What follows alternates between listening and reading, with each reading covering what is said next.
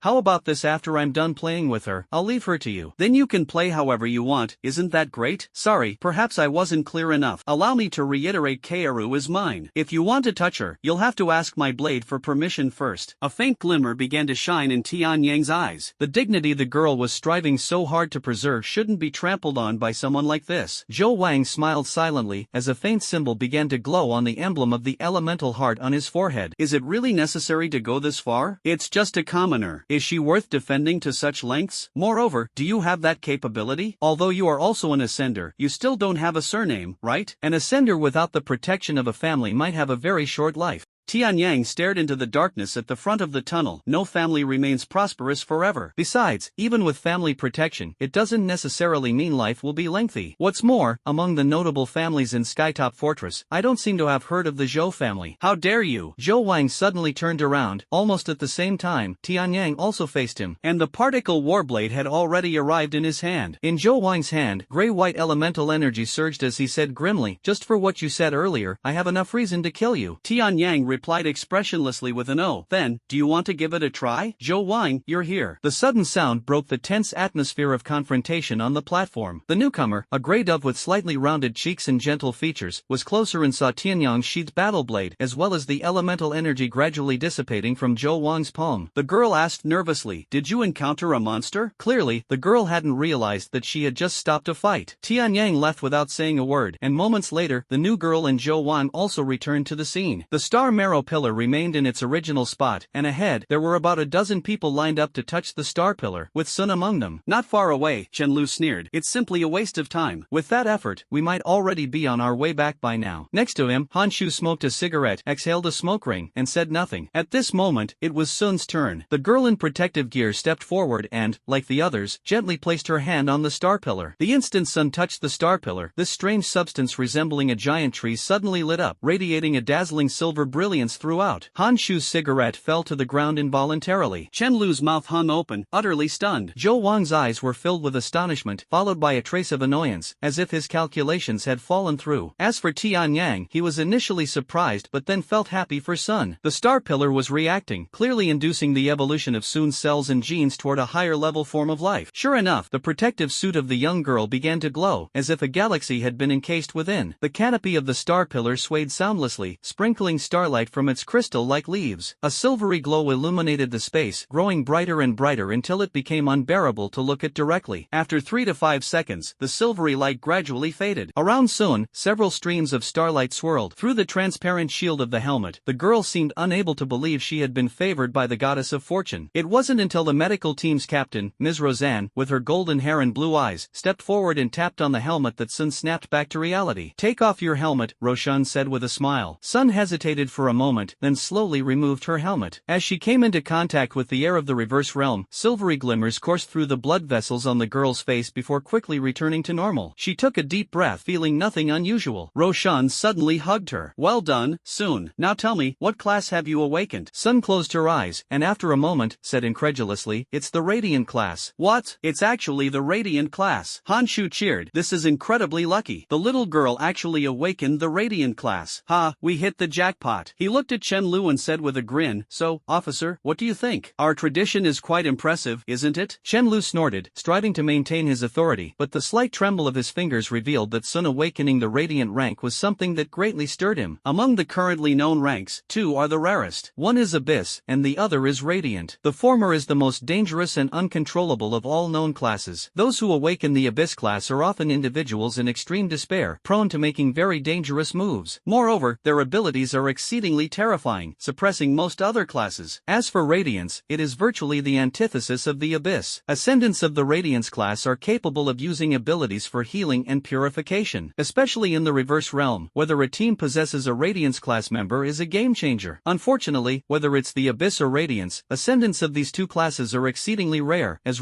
phoenix feathers and unicorn horns. Of course, all of that was before the Sunborn awakened the Avenger class. Now, they are no longer the rarest. Even so, this is already something worth celebrating, especially since Tianyang's new rank is still in the confidential stage. Among them, the happiest must be Roshan, who immediately announced that Sun is now her student. When they return, she will give Sun private lessons. As one of the top battlefield doctors in the fortress, many medical students dream of earning Roshan's favor. But she had never planned to take on a disciple, and now, it seems she has decided that Sun will inherit her legacy. Hearing these words, Zhou Wang's expression became even darker. There aren't many experienced battlefield doctors in the fortress. Not only is Luo Shan a highly respected battlefield doctor, but she is also an ascended. Her status in the fortress is undoubtedly higher than that of the Zhou family. Now that Sun, who holds the Radiance rank, has become Luo Shan's student, this girl is no longer someone Zhou Wang can meddle with. In fact, from the moment Roxanne announced she was taking a disciple, the number of people in the fortress daring to have designs on the young girl could be counted on 10 fingers, and those few would never stoop to such despicable acts. As a result, Zhou Wang harbored even greater resentment toward Tianyang. If If it hadn't been for Tianyang's interference at the outpost base, Zhou Wang might have already obtained Sun. In that case, the Zhou family would now have an ascendant of the illustrious rank, and Zhou Wang himself could have soared to success through it. But all of this was ruined by that white-haired kid in front. Zhou Wang became more and more irritated as he thought about it, wishing he could shoot Tianyang with an elemental spear right now. However, he never considered that even if he succeeded at the base, would the girl necessarily marry him? P.S. Thanks to the brothers for the rewards, thanks everyone for the support, and by the way, please vote for recommendations and add to your favorites. After receiving everyone's congratulations, she was not overwhelmed by joy. On the contrary, Sun was unusually calm and merely inquired whether learning from Roshan would come with financial subsidies, as she still needed to support her family and pay for her father's medical treatment. Roshan seemed well aware of Sun's predicament and not only agreed to apply for subsidies from the fortress but also promised to help send Sun's father to the hospital for treatment after the task was completed. At this point, the girl instead smiled, with a sense of relief and ease on her face. Finally, she followed Luoshan out of the tunnel. Next, for the remaining people, there were no lucky ones drawn, so Han Shu announced the start of the recovery operation. 2 hours later, the star marrow pillar had been fully recovered. It was cut, separated, and properly stored. When the last recovery team member left the tunnel, Tianyang followed Han Shu and the others as they prepared to withdraw. Just then, a muffled sound echoed from deep within the tunnel. Tianyang immediately noticed the scattered strands of silver-gray hair on his forehead gently fluttering. "There's wind." The boy turned his head and looked at Han Shu. Han Shu furrowed his thick brows, picked up the communicator, and said, "Start all vehicles, prepare to leave." Before he could finish his sentence, the tunnel suddenly began to shake, and the violent tremor almost knocked Tianyang and his group off their feet. Cracks spread across the dome of the tunnel, with specks of sand and dust falling through the gaps. The ground was even more severely rising in waves, as if a tide had been lifted. "Move quickly, it's going to collapse here," Han Shu shouted, grabbing Tianyang and sprinting toward the exit. The group frantically dashed forward, and behind them came thunderous echoes as sections of the tunnel indeed collapsed one by one. As he ran out of the tunnel, Tianyang glanced back and saw dust and smoke billowing deep inside. In the dimness of the depths, 2 faint lights appeared, like train headlights. Then the entire tunnel collapsed, and the surging flood buried everything. Tianyang had no way of knowing what he had just seen. After he and Han Shu's group ran out of the tunnel, the ground continued to crack. The collapsed area expanded to nearly 100 square meters before finally stopping. Standing at the edge of the collapsed highway, Tianyang breathed lightly and looked ahead, seeing the road surface of almost an entire city block had caved in. The buildings in this area were leaning and tumbling, like toy blocks knocked over by a mischievous child, sending dust flying and making the already low visibility world even more obscure. Han Shu finally let out a sigh of relief. "I was scared to death. I almost thought I was going to be buried alive." Old Su patted his shoulder and laughed. "It seems the Lord of War isn't ready to take you in yet." Han Shu snorted and said, "I'm not one of his followers." He sighed again. "With the road collapsed like this, the original route is no longer passable. Looks like we'll have to detour here," and then the ground started shaking again. In the landslide area 300 meters ahead, a pile of stones suddenly rose up like a small hill. The next second, the pile exploded, sending fragments of various sizes flying in all directions. At that moment, a huge dark figure burst out of the ground, crossed through the air, and crashed into a building in front of the convoy. At that moment, Tianyang vaguely saw the dim car lights, the filthy interior of the carriage, and a series of massive arms. He had no way of knowing what it was, but instinctively felt fear and panic, an innate response humans have when facing formidable creatures. The young man was relatively better off. Those recovery team members and some soldiers were directly frightened to the point of collapsing to the ground. Clearly, they had also witnessed that scene just now. That thing crashed into the building, causing a rumble, and several consecutive structures tilted as if they were all knocked down by it. Han Shu turned around and shouted, "Don't just stand there, get in the car. Prepare the energy-heavy cannon and the stereoscopic weapons. All ascenders, stay alert, we might have company." Only then did the convoy react. Several warriors climbed into the hunter combat vehicles, activated the stellar heavy cannons, and entered standby mode. The 2 fifth-generation armed units from Storm Squad disembarked from the transport vehicles, with the pilots busily checking various functions to prepare for battle. Several squads of ascenders, along with the remaining soldiers, formed a defensive formation, nervously watching the collapsed building. A loud sound of metal scraping against rubble echoed from the building. Suddenly, a horrifying, indescribable hand extended from behind a skyscraper and pressed onto the ground. On that hand, substances resembling either fluid or muscle squirmed and writhed. From afar, it looked like a grotesque cluster of oversized maggots wriggling together incessantly. "Turn on all the lights. We need a clear sight of our opponent," Han Shu shouted. The lights from war vehicles, recovery team trucks, heavily armed transporters, and battlefield medical cars all switched on, illuminating the area where the hand lay. Then, it finally appeared. Tianyang didn't know how to describe the thing before him. It resembled a massive soft-bodied crawler, its body covered in densely packed flesh fleshy lumps that emitted a yellow glow, like cages of will. At the crawler's tail end, it curled up like a hermit crab inside several segments of metallic train carriages. Yes, actual train carriages. From the windows of the carriages, one could see its black-green body. On its surface, there were even some human corpses. These corpses hadn't yet decomposed into bare bones but were merely wrapped in a thin membranous layer. The fleshy membrane was fused with the creature's body, resembling passengers on a train, now transformed into a part of itself. The creature's body was wide at the front and narrow at the back, with over a dozen extremely long arms growing on each side. The structure of the arms was identical to that of humans, even extending down to fingers that had visible nails. Its head couldn't be identified, nor were there any visible eye-like structures. Instead, beneath the creature's body was a horrifying mouthpart. When that mouthpart opened completely, people could see sharp teeth arranged in 3 layers, from inner to outer. What on earth is this thing? Even though Tsang-Du had been on several missions, he had never encountered such a monster before. The ponytail-wearing young man couldn't help but cry out. Old Sue's face showed a bitter expression. It's a ghost train. These dark denizens live underground, particularly favoring tunnels. They embed part of their body into the trains, and over time, the train merges with their flesh, making separation nearly impossible. Han Shu cursed, then said, the last reported encounter with a ghost train was 8 years ago. At that time, 4 Nightwalker teams went in, but only 3 survivors returned. 2 of them suffered mental breakdowns, and while the remaining one detailed the entire encounter with the ghost train, he couldn't explain exactly where the wool cage of the thing was. Chen Lu's voice came through on the communication channel. If we don't know, then let's proceed with full firepower coverage bombing. Hearing the conversation between Han Shu and Chen Lu, Tian Yang recalled his fight against the Demon Hound. His ability weakness detection could perfectly pinpoint the location of the ghost train's wool cage, allowing them to focus their firepower to destroy it. But at this moment, a piercing shriek sounded. The creature called Guiche, with its yellow glowing tumors flaring up, swung its arms alternately, rushing straight toward the defensive array. Everyone, get out of the way! Han Shu yelled, then grabbed Tianyang and sprinted frantically to the side of Guiche's path. Facing the collision from such a colossal creature, the defensive formation was utterly meaningless, and the ascendants scattered to the sides. The backline's 3-dimensional weaponry, tanks, and other vehicles desperately tried to evade to both sides. Even so, when the monster roared past, a Falcon tank was still flipped over by the beast. In front of this massive crawler, the tank was as fragile as a toy, abruptly bouncing up, flying several meters, and crashing into a building. It then fell to the ground, nearly disintegrating, with one tire flying off. As for the warriors inside the vehicle, survival was impossible in such a collision. The blood trickling from the cabin served as the most undeniable proof. The ghost vehicle charged straight for over 1,000 meters before finally coming to a stop, then slowly turned around. The yellow glow emitted by the lumps of flesh on its body flickered unpredictably. The creature let out a chilling howl from its oral appendage and began crawling toward the team again. Han Shu released Tian Yang and shouted at the ghost vehicle, "Fire! Open fire! Don't hold back on ammunition, use everything you've got." At his command, the stellar heavy cannon on the Falcon combat vehicle emitted a charging hum. Then clusters of blue energy shells roared away. The 2 armored units were not to be outdone either. The heavy-duty model extended its armored support legs and anchored itself firmly to the ground. Next, its heavy rocket launcher on its back took aim at the ghost vehicle. A burst of fire ignited, and the projectile shot forth, trailing orange flames. The immense recoil caused the body to sink slightly, but the heavy-duty model was far from finished. Ammunition compartments on both shoulders, chest, arms, and the sides of the leg armor opened, activating all types of missiles and stellar beam weaponry. In an instant, the cannon fire from the heavy-duty model filled the sky, overshadowing the stellar heavy cannon of the Falcon combat vehicle. Meanwhile, the shooting-type model lowered its foot-mounted array rollers, which spun rapidly, propelling the 3-dimensional armament at high speed. The electromagnetic railgun in its hands fired continuously, sending high-speed bullets toward the demonic chariot. As for the ascenders, the stellar arrows of the Hunter class and the gray spears from the elemental heart intertwined to form a low-key yet immensely powerful web of firepower. Tian Yang looked up at the dim sky above the street, almost illuminated by the firepower gathered by the convoy. Soon, the attack landed on the ghost car, starting with a heavy rocket launcher that blasted out a massive scorching fireball. Following that, explosions of various colors intertwined, accompanied by the heavy blows of physical ammunition. The intense bombing coverage caused the entire street to tremble, with thick smoke and fierce wind from the attack rushing toward Tianyang, nearly taking his breath away. This wave of assault lasted for nearly 10 seconds before Han Shu made a pause gesture. When they stopped, thick smoke surged forward, leaving them unsure whether the ghost car was dead or alive. It might have only been a few seconds, but to everyone, it felt like an extremely long period of time. Moments later, the curtain of dust began to dissipate, and faint yellow light emerged from the smoke. Suddenly, a long howl echoed, raising a fierce wind in the street that swept away the remaining dust. Beyond the dust and smoke, the ghost carriage was opening its terrifying mouthpiece. It turned out the strong strong wind was blown by it. Although its body bore signs of bombardment, it did not seem to have sustained serious damage at all. Around its body, a massive rhombus-shaped light screen faintly flickered. As soon as the scattered smoke and dust approached the light screen, they distorted and changed direction, dispersing elsewhere. Honshu cursed, "Damn it, it's a deflection force field. This damn thing can even activate a force field. Does it ever give people a break?" Old Su suggested with a bitter expression. "How about we retreat?" "No way," Honshu shook his head. "There are too many of us, it makes us a clear target. Plus, you've seen its speed. If we retreat now, it'll just chase us down." "Hey, what's that?" The rugged man hadn't finished speaking when a car suddenly broke away from the convoy, frantically speeding into a side road. Inside the car, Chen Lu was holding a gun pointed at the driver. The senior official from the strategy department had a twisted expression. "Faster, faster. There's no way we can fight that kind of monster. Honshu and the others are doomed. They're doomed." The scenery on both sides rapidly blurred as the car sped forward, nearing a crossroads. Suddenly, yellow light clusters appeared from a large shopping mall on the left. All the doors and windows shattered simultaneously, spraying fragments onto the road like a downpour, pounding the car ferociously. Behind them, the ghost vehicle crashed directly out of the building, its countless arms forcefully hitting the ground. The road surface caved in clusters. The monster leapt off the ground, jaws wide open, lunging down toward the speeding car. Chen Lu looked ahead of the car, a large shadow suddenly falling, and the officer couldn't help but murmur, "Damn it." Then, along with the car, it was swallowed into the monster's mouth. When Honshu reached the intersection, the ghost vehicle had already turned a corner, its abdominal mouthparts contracting as if chewing something. Moments later, a tire fell out from the mouthparts. "Captain, this," Song-du, who had rushed over, was pale-faced. Honshu said expressionlessly, "We must thank the officer of Chunlu. He bravely diverted the monster for us. Now, those in the God of War class, follow me. Our target is to destroy those arms on the body of the Guha. We'll first cripple its mobility. Everyone else, including those with three-dimensional weapons, provide us with firepower cover. Move." After speaking, a class crest lit up on Honshu's chest, a shield with a castle emblem on it. At this moment, the shield was glowing brightly. Honshu reached out as if grasping something, with star energy surging from his palm, forming a star energy spear that flickered unstably. The rugged man once again emitted an earthy yellow glow, which swirled and outlined a faint shape of armor, adhering to Honshu's body surface. Tianyang knew that the yellow glowing armor was the ability Indestructible Armor of the Fortress class, capable of greatly enhancing the physical strength of the Ascendant and their resistance to physical impacts. As for the stellar energy spear, he had no idea what it was called, as his understanding of other classes was not yet detailed enough. Honshu charged forward at the forefront, gripping the stellar energy spear tightly. Sangdu, Lao Su, and other ascenders of the War God class followed closely behind. Tianyang drew his particle warblade and followed suit. Behind them, other ascenders and stereoscopic weapons had already begun bombarding, providing cover for Honshu and the others. However, the firepower was far less intense than the first wave, especially for the heavy armored unit. The previous wave of attacks had depleted about 70 to 80% of its ammunition reserves. Now, it was relying solely on two heavy machine guns and the stellar beam cannons mounted on its shoulders to hold the line. Even so, the ghost chariot was still bombarded into confusion if it had eyes, that is. Soon, the distance between Honshu and the monster shrank to less than 100 meters. The rugged man let out a roar, lowered his body, thrust his long spear forward, and suddenly accelerated his charge. Wave after wave of spiral-shaped ripples appeared in front of Honshu. Seeing them, Old Su, who had known Honshu for years, immediately realized that his captain was unleashing one of the few offensive abilities of the fortress-ranked classification. Vortex Force Field. P.S. Thanks to Munir's 5,000-point reward. The Vortex Force Field launched, Honshu charged forward relentlessly, the star rhyme spear enveloped with that spiral ripple, and fiercely struck one of Guiche's arms. Guiche's arm was instantly torn apart, ripped, and pulverized by the spiral ripple, finally turning into a spray of flesh powder. The spiral ripple, like a giant drill, instantly pierced into the monster's arm. Even the hard bones inside could not stop the drill's advance. As flesh mixed with bone fragments began to spray out, it took at most 2 seconds for Guiche's arm to be completely drilled off by Honshu. The sublimators behind couldn't help but cheer. This was the first time since the battle began that Guiche had suffered substantial damage, rather than just shedding a layer of skin. Before the cheers had faded, a sudden sense of oppression enveloped the surroundings. Tianyang saw one sublimator's wrist light up ahead, with crimson light rising in his eyes. As he sprinted forward, the crimson hue in his eyes left intermittent red streaks in the air. It was a squad leader. He held a sword that was narrow at the front and wide at the back, exuding an intense battle aura as he accelerated his charge. The silver gleam on the wrist is the ability known as Silver Mighty Arm from the War God class, which can enhance the strength of the Ascender and the power of their abilities. As for the red glow in the eyes, it is the mark of the level 4 Azura's ability, Battle Intent, when activated. This ability stimulates the Ascender's fighting spirit, slightly increasing the lethality of each attack while significantly reducing the sensation of pain, allowing the ascender to focus more intently on combat. Level 4 is a watershed for every class. In the Nightwalkers, it is explicitly stipulated that only individuals of level 4 can serve as squad leaders. This is both a responsibility to every team member and a recognition of the squad leader's combat capabilities. At this moment, the captain had already passed Han Shu, his longsword radiating brilliance as it swept across the second arm of the Guiche. The arm was cleanly severed into two pieces. Having lost two arms, Guiche lost its balance and fell heavily in the direction of the severed arms. The other ascended fighters wasted no time. Each person's wrist shimmered with silver brilliance. Wielding either swords or knives, they began hacking at Guiche's remaining arms. Tianyang didn't impulsively join the attack. To be honest, there was no need for someone with his low-level combat strength right now. Tianyang slowed down and focused intently on the ghost vehicle as the monster in his line of sight gradually began to fade. This indicated that weakness perception had already been activated, but Tianyang stared until his eyes ached, and he could only see the writhing muscles and blood vessels beneath the monster's skin. Unlike last time, he couldn't directly see the organs inside the ghost vehicle. As a result, he naturally had no idea where the thing's will cage was located. How could this happen? The young man rubbed his eyes and looked again, but still only a layer of skin had faded, and he couldn't sense the internal structure of the monster. Could it be that the difference in levels is too vast, or has it been affected by some sort of interference? Tianyang looked over and saw that a deflection force field was still spread around Guiche's body. Perhaps that thing not only interferes with attacks but also disrupts abilities? Suddenly, the sound of metal harshly scraping against the ground echoed. Han Shu, who had just severed another arm of Guiche, noticed signs of movement at the tail of the monster. His face immediately changed, and he shouted loudly, "Everyone, get down!" Simultaneously reaching out, he pressed the nearest Sangdu's head and dove toward the ground. Tianyang dared not hesitate, dropping down like those in front of him. As soon as his chest touched the ground, a fierce wind screamed overhead. The young man raised his head and saw the metallic structure beneath the train. It turned out the ghost train had fiercely swung its tail, sweeping over everyone's heads. The nearby two buildings were struck by the carriages hooked on the tail of the ghost train, sending rubble scattering. An ascender who failed to crouch in time was flung by the ghost train, crashing into the wall of an opposite building, his body mangled, resembling a mosquito squashed against the wall. Han Shu saw the tragic scene inside. He waited for the ghost chariot's long tail to retract before launching another attack. In this way, the monster, which was restrained by long-range firepower, soon had 7 or 8 arms destroyed by Han Shu and the others. The ghost chariot finally couldn't hold up, completely lost its balance, and fell toward the direction of its severed arms. The ascenders seized the opportunity to launch a fierce attack on its body. Unfortunately, the monster's size was too great, and even those wounds that appeared terrifying to humans might, to the monster, be no more than a small cut made accidentally by a knife. However, due to losing so many arms, the ghost chariot could no longer get up. Seeing its state, Han Shu considered whether to take advantage of the opportunity to retreat. In this condition, the ghost chariot likely wouldn't be able to pursue the group anymore. Unexpectedly, a red glow suddenly lit up before him. Han Shu looked over and saw that the yellow halos emitted from the flesh lumps on the ghost chariot had, at some point, turned scarlet. Not good, let's go quickly. The red light stung Han Shu's eyes, and he shouted for everyone to retreat. In the next moment, the flesh lumps on the ghost chariot unexpectedly stretched open, revealing crystalline shards radiating red light rising from within. The temperature around the ghost chariot suddenly soared, and out of nowhere, a wall of fire emerged. Two ascendants were caught by the wall of flames. Screaming in agony, they rolled on the ground, and by the time the fire was extinguished, their bodies were already severely burned across large areas. One died instantly, the other was barely hanging on. Looking again at the ghostly beast, the creature was curled up into a ball, its body rhythmically rising and swelling. No one knew what it was trying to do. While Han Shu ordered for the injured to be carried away, he also instructed everyone to retreat. In fact, attacking was impossible at this moment. The temperature around the ghostly beast's body was extremely high. Under such heat, only high-level ascenders could make a move, while ascenders below rank 4 could not even get close. After everyone had distanced themselves a few hundred meters from the monster, its remaining arm unexpectedly ignited by itself, emitting waves of foul odor. Once the arm, which had turned into a fiery stick, was quickly burned and severed, insect-like limbs began to extend from both sides of the geese's body, especially the two legs at the front, shaped like scythes. Their shells made of some unknown material were scorched red by the surrounding high-temperature force field. From a distance, they looked like two glowing red scythes. Relying on these newly grown limbs, the Guiche propped itself up, but the limbs, which were obviously thinner than arms, were insufficient to support the geese's entire body. As a result, the latter half of its body remained sprawled on the ground, unable to move. Just as everyone couldn't figure out the significance of this, the geese's mouth opened wide, revealing its inner and outer layers of sharp teeth completely exposed to the air. After a violent convulsion, it unexpectedly spewed out a stream of black liquid from its mouth. Fortunately, they were far far enough away that no one was hit by the black liquid. After the guache expelled this murky black stream, its body began to shrink, particularly its tail, which contracted, causing the train carriage encasing its tail to slowly slide off. Finally, the guiche's tail slipped free from the heavy train carriage. With its body having shrunk by at least a whole circle, the monster at last was able to rely on those slender limbs to support itself. At this moment, someone cried out in alarm, "A wanderer, it's a wanderer." The person pointed at a patch of black mud ahead, a byproduct of the black water spewed out by the ghostly vehicle. Right then, a wanderer started crawling out of the black mud. The will cage on its chest was emitting a gray light. The gray light gradually increased. One by one, wanderers crawled out of the black mire, like an army protecting its king, separating the transcender and ghost vehicle. Seeing this scene, Tianyang finally understood where the previous wanderers had gone. "Damn it, I regret eating a bit too much earlier. If I had known, I wouldn't have eaten at all." Hanshu clutched his stomach, looking pained, as he stared at the swaying figures emerging from the black mire. He wasn't the only one feeling miserable. Others found it nauseating too, with some even unable to stop themselves from retching. Drawn by the scent of humanity and the warmth of their flesh, those wanderers who hadn't been digested by the guache stepped out of the black sludge and staggered unsteadily toward the sublimator. However, in open areas, the danger posed by wanderers greatly diminishes. As long as one avoids getting entangled with them, they generally don't pose a lethal threat. The real trouble lies with the guache, the monster that has successfully slimmed down. Although the temperature around it isn't as high anymore, its surface still radiates a crimson glow. Tianyang used his electronic eye to observe and obtained a set of data. The surface temperature of the guache hovered between 150 and 180 degrees, making it still difficult to approach easily. Instead, the monster's abdominal temperature was only around 30 degrees, which was completely acceptable, but one would have to face the threat of those mouthparts. Moreover, the two scythe-like forelimbs, still glowing red, seemed unlikely to be mere decorations. As the wanderer began to approach the sublimator, the guiche's body suddenly descended, with its side limbs plunging downward. This monster unexpectedly leaped nearly 10 meters high like a grasshopper and clung to the side of a tall building. Then, like a crawler, it swiftly climbed along the wall, passing over Tianyang and the others' heads, and darted toward the firepower position at the intersection. "Bad, bad, bad, bad." Hanshu shouted as he ran back, yelling while running, "Don't just stand there, hurry up and shoot it down." Without his prompting, the personnel at the firepower position had already adjusted their aim and attacked the ghost vehicle. However, this time, the slimmed-down monster was more than twice as fast as before, and its size had shrunk by a notch. As a result, most of the artillery fire missed, hitting the buildings the ghost vehicle had climbed over, blasting the already dilapidated structures into flying debris. Aside from creating obstacles for Hanshu and the others who were retreating, it served no other purpose. The heavy-duty armed vehicle remained fixed on the road, relying on a 360-degree universal wheel at the waist. Without needing to turn around, the machine continually raised its twin cannons to chase after the ghost car. Two scorching streams of molten metal lashed out like fiery whips at the buildings, eventually catching up with the ghost car. The heavy onslaught successfully pressed the ghost car into a building, but before the driver could celebrate, the ghost car burst out from the other side of the structure. The creature landed on the ground and darted back onto the main road, moving in a zigzag pattern along the street. The driver finally panicked. The creature was clearly coming straight for him. Realizing there was no way to stop the ghost car's advance, he decided to abandon the three-dimensional armament and hit the escape button. The ghostly creature paused its limbs, soared into the air, and swooped down toward the heavily equipped unit, its mouth wide open. Switched to automatic mode, the weapon continued to relentlessly pour bullets into the ghostly creature's mouth. Simultaneously, the armor on the back of the weapon detached, ejecting the pilot along with the seat. The ghostly creature landed, swallowing the fifth-generation weapon into its mouth. The pilot in midair breathed a sigh of relief, having narrowly escaped at the last moment. At that instant, one of the creature's scythe-like forelimbs suddenly shot through the air with a fierce thrust. A streak of red light flashed through the air, sweeping past the pilot's body. Before he could even react, he and the seat beneath him were sliced cleanly in half. The bombardment continued, leaving no time for anyone to grieve for the pilot. A single moment of negligence could result in meeting the same fate. The fortified position was facing immense challenges. After destroying the heavily armed vehicles, the ghost vehicle went on to slash and blow apart two Falcon combat vehicles in succession. As it charged toward the medical vehicle, an icy mist suddenly appeared from an unknown direction. The gray-white swirling frost enveloped the ghost vehicle. The temperature around the creature plummeted rapidly, dimming the glow of the red crystals. Starting from its legs, the ghost vehicle quickly froze solid. The monster had just managed to crawl a dozen meters before being frozen solid in the hard ice layer, with its outstretched limbs even forming shards of frost. On one of the combat vehicles, the captain of the Grey Dove squad, the bald-headed woman, let out a sigh of relief. As an ascender with the heart of elements, Lita had just unleashed her ability, Withering. It was a terrifying skill that converted astral essence into frost power, instantly freezing everything within tens of square meters. However, this ability had a range limitation. Thus, it wasn't until the ghost vehicle approached that Lita could freeze it. Cheers erupted across the firepower position. Even Han Shu, who had been turning back, slowed his pace and looked in the direction of the bald-headed lady. The rough man chuckled dryly. "You've got skills, Rita." Unexpectedly, the already frozen ghost cart began to tremble at this moment. Rita looked and discovered that the monster's body beneath the ice was illuminating brilliantly with clusters of red crystals. The ice layer started to melt, and wisps of steam began to rise. Moments later, the ice layer suddenly shattered, and the ghost cart let out a piercing screech, turning to face Rita and charging madly toward her. "Damn it!" Lita swiftly jumped off the war chariot, hit the ground, rolled over, and barely got to her feet. Just then, she heard the sound of metal being sliced behind her. Turning around, she saw the chariot split in two by the demon vehicle. Amidst the explosion's firelight, the monster's body arched back, its jaws opened wide, emitting a triumphant screech. "It's over. This kind of monster is completely impossible to fight," Han Shu muttered bitterly, gripping the star resonance spear with an expression of helpless laughter. The others were equally downcast. Even Bald Lady's withering attacks couldn't stop the demon creature. Anyone else stepping up now would only be throwing their lives away for nothing. The only one who thought differently was Tianyang. He was holding his left eye. In the vision of his remaining eye, the demon vehicle's body was beginning to show signs of fading. Slimming down, the monster had now become even more formidable. Obviously, it can no longer expand the partial force field. Thus, even the heavy machine guns of the integrated weapons system, as long as they hit, could easily blast it into a building. So now, Tianyang has discovered that his weakness detection ability is once again proving useful, though he still cannot, as he did last time, directly observe the wool prison of the ghost car. At the very least, the boy vaguely saw a flickering red light within the ghost car's body, located above its mouthpiece. He walked up to Han Shu and whispered, "Captain, I think I know where the wool cage of that thing is." Han Shu couldn't help but look at the young man, his eyes full of surprise. A moment later, the driver of the shooting-type weapon received Han Shu's communication. "Does your equipment happen to be equipped with sniper gear?" The driver immediately replied, "Yes, the 5th-generation model is equipped with the Falling Star sniper cannon, but I need to know where the wool cage is, otherwise." "Hey, your chance has arrived." Han Shu held the communicator and pointed at the ghostly creature. "Listen carefully, the cage for that thing is most likely located in the area above the mouthparts, approximately 1/3 of the way up its body cavity. Ideally, you'd hit it with a blast from underneath the mouthparts, but that's not realistic. So, can you take it out from the outside?" The pilot had already started tapping the screen to activate the sniper cannon. "No problem, if one shot isn't enough, I'll fire 10. Han Shu said with delight, "Go for it." The armor behind the shooting-type weapon opens up, revealing two mechanical arms that extend out, each holding a section of the sniper cannon's barrel. The mechanical arms automatically assemble the barrel. The 5th-generation weapon tosses the railgun in its hand to the ground, reaches behind, and pulls out the sniper cannon, which is almost taller than the machine itself. Crouch, aim. Locking onto 1/3 of the ghost vehicle's torso height, the pilot pulls the trigger, and the cannon muzzle instantly spews out a long flame. Boom, boom, boom. 3 consecutive shots. 3 energy bullets compressed from stellar energy flew across the battlefield almost in the blink of an eye, heading straight for the Guha. The monster seemed to sense something. As the first shot rang out, the red crystals on its surface lit up with a blood-colored glow, enveloping its entire body in a layer of high thermal field. The first bullet whizzed through the air and began to deform even before it touched the force field. Its molecular structure was altered by the intense heat, resulting in stretching and twisting phenomena. Finally, upon contact with the force field, the already unstable energy was completely unleashed, igniting a silver flame that rolled continuously. The following second and third bullets merely stirred up 2 additional flames, yet they couldn't penetrate the intense heat field of the phantom car. Damn it! As the flames dissipated, Han Shu saw the creature with a layer of intense heat field enveloping its exterior, turning to charge toward the shooting arms. Fortunately, this weapon system did not anchor itself to the ground, and its mobility was quite decent. As the monster moved, the weapon immediately evaded, narrowly avoiding a strike. The armored weapon fell to the ground and slid back using inertia, its rear armor scraping against the surface. Amid a series of sharp noises, a burst of sparks scattered. The sniper cannon in the weapon's hand fired once again, but this time it didn't even hit the monster. The premature leap of the Gush brought it down from mid-air. A reddish sickle leg swept across the sniper cannon, instantly slicing off part of its barrel. The severed surface glowed red, as if cut by high-energy lasers. The ghostly vehicle raised its sickle leg, ready to strike the armed cockpit, but luckily, the cannon fire from the other side and the attack from the ascender blasted the monster off the armored structure. Then, a new round of chasing and hunting began again. Han Shu's face was filled with bitterness. Now we're really out of options. Even the sniper cannon is useless. This thing is simply unstoppable. No, maybe there's still a way. Captain Huanglong, who had earlier severed the monster's arm, walked over with his sword. "I just observed that the high thermal field of that thing doesn't envelop its entire entire body. The field only covers 2/3 of its structure, meaning we can approach it from under the field for a close-range attack. Han Shu immediately perked up. Leave it to me. You War God-class professionals may be fierce, but you can't withstand high temperatures. We Fortress-class professionals don't have that issue. I'll crawl right into its mouth and open up a vent for it. Through the communicator, the voice of the bald lady rang out. Stop bragging, Han. You may resist high temperatures, but you're not immune. At the temperature that monster is emitting, you'd last less than 3 seconds. Also, when I froze it with decay earlier, I noticed something important. Its high thermal field can actually extend into its body cavity to disperse any internal cold. The entire process takes less than 10 seconds. So even if you manage to crawl into its mouth and destroy the Wolcage in time, do you really think your snail-like speed will allow you to retreat before the high temps in its cavity literally roast you alive? Han Shu actually laughed. I never thought about getting out unscathed. As long as I can take down this thing, damn it, I've made a profit. Lita paused for a moment, then said, perhaps Tianyang. No way. Han Shu said firmly, if anything happens to him, how am I supposed to explain it to that Ling guy? Besides, we Nightwalkers don't have a tradition of sending rookies to their deaths. Captain. Lita's words were heard by Tianyang as well. The young man stepped forward and said, I am confident in my speed. Let me go. Shut up. Han Shu shouted without a second thought, as long as I'm alive, you stay put and behave yourself. Tianyang gripped his battle blade tightly and shouted, Captain, let me give it a try. He had another concern. If there were other organs disguised as the prison within the ghost cart's body cavity, Han Shu's attempt would be nothing but a meaningless sacrifice. It would be better for him to take the risk. If he could enter the monster's body, his ability to sense weak points would surely be more accurate. Han Shu was contemplating whether to knock the kid out with one palm when Ling Feng's voice came through the communicator. Han Shu, let him give it a try. Han Shu froze, picking up the communicator. Are you sure? Ling Feng didn't answer directly but said, Tianyang, have you thought it through? I can ask Han Shu to let you try, but if you fail, there's no going back. Tianyang thought for a moment and nodded firmly. I've thought it through. Chief Advisor Ling, Nightwalkers are never meant for comfort. Even if I narrowly escape danger today, continuing this work means I'll encounter the same dangers again in the future, perhaps even worse than today. If failure means death, then I will overcome it. Isn't the essence of transcendence about constantly surpassing and challenging one's limits? The communicator fell silent for a moment, then Ling Feng said, Han Shu, do you have any objections? Han Shu sighed, alright, but even if I agree, Tianyang isn't at the fortress rank, and we didn't bring high temperature resistant equipment. How is he supposed to approach that monster? Lita's voice interjected, that's not a problem. I can use Wither one more time and control the concentration of star essence to ensure the mouthpiece area doesn't freeze. This way, Tianyang can enter the body cavity. However, doing so will make the monster recover faster than before, and the high thermal field extending inside might only last for 5 seconds. Tianyang gritted his teeth and said, alright then, I'm counting on you, Captain Lita. Lita laughed, brave kid, I'm starting to like you. If you can survive this, how about considering being my little boyfriend? Then, without waiting for Tianyang's response, she added, I need some time to prepare, probably around 1 minute. Do your best to hold off the monster. Tianyang, open the private channel on your communicator. I'll notify you when I activate my ability. Alright. The boy agreed and adjusted the communicator to the private channel to avoid interference from the public channel's information. Next, under Han Shu's command, the sublimators and the war machines used firepower to draw the attention of the Oni chariots, pulling the monsters away from the vicinity of the recovery team and the medical team, both of which consisted of non-combat personnel, to avoid them being affected by the crossfire. Due to the Oni chariots being able to activate high-temperature thermal fields, Han Shu and other sublimators skilled in close combat were completely unable to intervene in this battle. While keeping an eye on the changes in the battlefield, Han Shu spoke into the communicator, Ling Feng, what on earth are you thinking? Isn't that kid pretty important to you? Why did you send him off to take such risks? Ling Feng's voice came through moments later. Yes, he's very important. But if he retreats today when faced with danger, what about next time? Should I always protect him whenever there's danger? Trust me, that kid isn't reckless. He knows exactly what he's doing. This is what you said. If he dies, don't say I didn't warn you. Han Shu chuckled, then turned off the communicator. At that moment, another war vehicle was destroyed, but a cloud of icy mist silently rose from the monster's body. Lita's withering has been unleashed. Frost and icy mist appeared out of thin air, quickly enveloping the ghost chariot. Just like last time, the monster didn't even have the chance to activate its high-temperature field before its body began to freeze inch by inch. In the blink of an eye, the chilling ice layer had once again frozen the monster solid. Almost simultaneously, Tianyang, who had received Rita's earlier warning, leapt out from his hiding spot. The youth's silver-gray hair rippled in the air, faint glimmers of light drifting away, while the star energy within him reached maximum activation in an instant. Leaning forward, his foot pressed against the ground, and in that fleeting instant, the world in Tianyang's vision transformed into radiant streams of brilliant light. When he stopped, he had already arrived beneath Gish's body. Just Just as Lita had mentioned earlier, the ice spread to the area near Guiche's mouthparts, leaving Tianyang an entrance to go in and out. Suddenly, Lita's startled scream came through the communicator. "Oh no, that thing's body cavity is starting to heat up. Tianyang, hurry!" The young man crouched to the ground, his palm lightly touching the surface, before abruptly pushing himself upright. The entire person instantly shot toward the monster's body cavity like a cannonball. Passing through the 3 layers of sharp teeth, Tianyang looked up and saw the body cavity of the guiche filled with thick blood vessels, nerves, and cocoon-like orbs the size of adult human heads. Those cocoon-like orbs emitted a red glow, resembling cages of will. The temperature inside the body cavity rose at a startling speed, and the hem of Tianyang's black long coat and uniform suddenly ignited spontaneously. The boy remained completely unaware, his gaze deep and distant. In his vision, the objects inside the body cavity were fading away, except for one cocoon-like orb, which remained vividly clear. It seemed to feel the attention of Tianyang. The cocoon suddenly split open, and an eyeball unexpectedly rolled out from inside. Within that eyeball, a ghostly red glow floated. Will Cage. Tianyang's coat had already caught fire, and the flames quickly spread to his chest. The young man's gaze suddenly shifted from distant to sharp, as the star essence within him roared and flowed along his arm toward the battle blade. He stepped on a nearby thick blood vessel, and Tianyang darted toward that eye, which emitted a beam of anxious light. The temperature inside the body intensified further. Tianyang's hair began to catch fire. The young man instantly arrived above the eyeball, and the particle battle blade, brimming with power, slashed straight down. A pitch-black blade beam struck the center of the eyeball, followed by 7 or 8 black rays crisscrossing outward from its interior. The eyeball suddenly closed, and in the next moment, shattered into tens of thousands of tiny particles. An instant annihilation with one strike. At the same time, a surge of red light suddenly emerged deep within the body cavity, charring large swathes of internal tissue as it passed through. Tianyang fell toward the lower mouthpiece. He had already discarded his burning jacket and stepped on a passing blood vessel to accelerate his descent. The red light surged like a tide, desperately chasing after him. Suddenly, high-temperature flames shot up from Tianyang's hands, back, and soles. When the young man fell from the mouthpiece, he had already turned into a fireball. Upon landing, Tianyang rolled desperately, and Rita quickly approached. She adjusted her star energy and released a cloud of icy mist toward the young man. Only then was the fire on the young man extinguished. As soon as the fire was out, Tianyang immediately removed his armor. The assault defense armor had already turned red hot, burning Tianyang's clothes into strips and scalding his body into a patch of crimson red. Looking again at the ghostly chariot, the ice layer on the creature's body was starting to detach, but the red glow on its body cavity and surface had begun to fade. The insect-like limbs of the ghost chariot slowly retracted. Finally, the red crystalline surface shattered piece by piece, followed by the body tissue beginning to decay and dissolve. Dead? Has this monster finally died? Seeing this scene, Tianyang still couldn't believe it. Then, a burning pain came from his palm, and he realized he was still gripping the red-hot battle knife in his hand. With a clang, the battle knife fell to the ground. The young man's mind slackened, and he finally collapsed to the ground. Before his consciousness sank into darkness, he heard Han Shu's shouts and the sound of footsteps rushing toward him. He didn't know how much time had passed. Tianyang slowly regained consciousness, opened his eyes, and found himself lying on a hospital bed. Beside him was the sound of a life monitor at work, and the air was filled with the scent of disinfectant. After quite some time, Tianyang finally realized that he was in the intensive care unit of a battlefield medical vehicle. The sound of the automatic door opening echoed, followed by Sun's delighted voice, "You're awake." Tianyang instinctively tried to get up, but as soon as he moved, his whole body hurt terribly. "Don't get up. You've suffered extensive burns. Although you're no longer in life-threatening danger, it's better not to move around for now." Sun walked over, pulling out a diagnostic board and began scanning Tianyang. "Is he awake?" Roshan also walked in, the captivating battlefield doctor whose face was marked with exhaustion yet still offered Tianyang a smile. "You should thank Sun. Although she's currently just a rank 1 sage, her ability, Light of Compassion, possesses incredibly powerful healing capabilities. Over the past 2 days while you were unconscious, she used her ability on you at least 3 times a day. For a beginner, this puts quite a strain on her body." Tianyang looked at the girl. "Thank you." Sun displayed a reserved smile and shook her head. Footsteps approached. "How is it? What's the situation with that kid?" This was Han Shu's voice, and soon a towering figure stepped into the monitoring room and was indeed Han Shu. Seeing Tianyang awake, he immediately slapped the boy's shoulder. "I knew you were tough, kid. You wouldn't die." Tianyang was almost knocked out again by the slap. Sun also shouted, "Captain Han Shu, his body is still very weak. Are you trying to kill him?" Han Shu immediately said awkwardly, "Well, I just got careless and..." Luoshan held her forehead with her hand, looking distressed as she said, "Do you think everyone has a physique like yours, as strong as a wild bull? Alright, stop causing trouble here and leave quickly." Han Shu scratched his hedgehog-like hair. Alright, kid, rest well and get out of bed soon." For the next 2 days, Kaoru continued to cast Light of Benevolence on Tianyang 3 times a day. day. Bathed in the sunshine-like glow, Tianyang felt his injuries rapidly healing. Over these 2 days, quite a few people came to visit him. Surprisingly, even Sungdu came along with Old Su, though he remained silent the entire time, as if he had been dragged here by Old Su against his will. By the 3rd day, Tianyang was able to get out of bed and move around. When Kaoru removed the bandages from his body, Tianyang saw that the charred skin was peeling away, revealing pink new skin beneath. It took more than an hour for Sun to clean off all the dead skin on his body, then apply ointment, and finally announce, "You can leave the observation room now." This was the best news Tianyang had heard in days. Changing into a new set of clothes, putting on his armor again, and draping himself in a new uniform that Han Shu personally brought yesterday, Tianyang walked out of the observation room. Outside the observation room, Sangdu, with her ponytail, was leaning against the wall with her arms crossed. Looking at Tianyang, he said coldly, "Follow me, the funeral is about to start. We've been waiting for you." Tianyang was stunned. "A funeral? Whose funeral? P.S. Tomorrow is Monday, and the rankings will be recalculated. This week, we climbed to the top of the new book rankings. You guys are awesome. Please continue to support me next week. Clicks, recommendations, and monthly tickets all help boost popularity. I hope you'll keep lending me a hand." Monday, extra update. When stepping off the medical vehicle, Tianyang realized that the team hadn't set out at all these past few days. They were still in the same place. The ghost car seemed to be the most powerful dark citizen in this area. Now it was dead, but its body was simply too massive. The corpse still hadn't fully decomposed after 5 days, and the stench it emitted deterred other low-tier inhabitants of darkness from approaching. Oh, the Wanderers seemed to be an exception. Those dark beings lacked intelligence and therefore didn't understand fear. A few days ago, the ghost chariot spit out quite a few Wanderers, but considering the current situation, they should have been cleared out by Han Shu and the others. From afar, the ghost chariot's corpse resembled a small mountain, still remaining in its original position. The recovery team members, clad in protective suits, moved among its remains, scavenging and recovering valuable materials. They had been working on this task for 5 days. It seemed they would need to stay for another day or two to complete the entire recovery operation. "Stop spacing out, over here." Ahead, Sangdu called out impatiently. Tianyang finally withdrew his gaze from the corpse of the Guiche and followed the ponytailed young man to an open area. This place had clearly been tidied up, with small piles of stones stacked on the ground. On each pile of stones hung nameplates. Tianyang finally understood whose funeral this was. The encounter with the Guiche this time had resulted in heavy losses for the convoy. More than half of the soldiers were killed in action, and even among the ascendants, 7 had fallen. The more intact bodies are currently lying in the freezer compartments of the medical vehicles and will be handed over to their families afterward. As for the incomplete bodies, in accordance with the Nightwalker's tradition, they are cremated and buried on the spot. Tianyang had heard of this tradition before, but this was his first time attending a Nightwalker's funeral. Many people attended the funeral. Essentially, apart from those with work to do, everyone else was present. The man stands in the middle, with the ladies standing on either side. Everyone is dressed in black, and the ladies are even wearing black hoods. The atmosphere is solemn, heavy, dignified, and mournful. Han Shu stands at the very front, looking at those piles of stones, bowing deeply in homage. Someone begins reciting the eulogy. "The long night stretches on, I walk alone in the darkness. Death is my destination, the battlefield is my grave." Someone continues, "The long night stretches on, I have never walked alone. My comrades are by my side, and I do not feel lonely throughout the journey."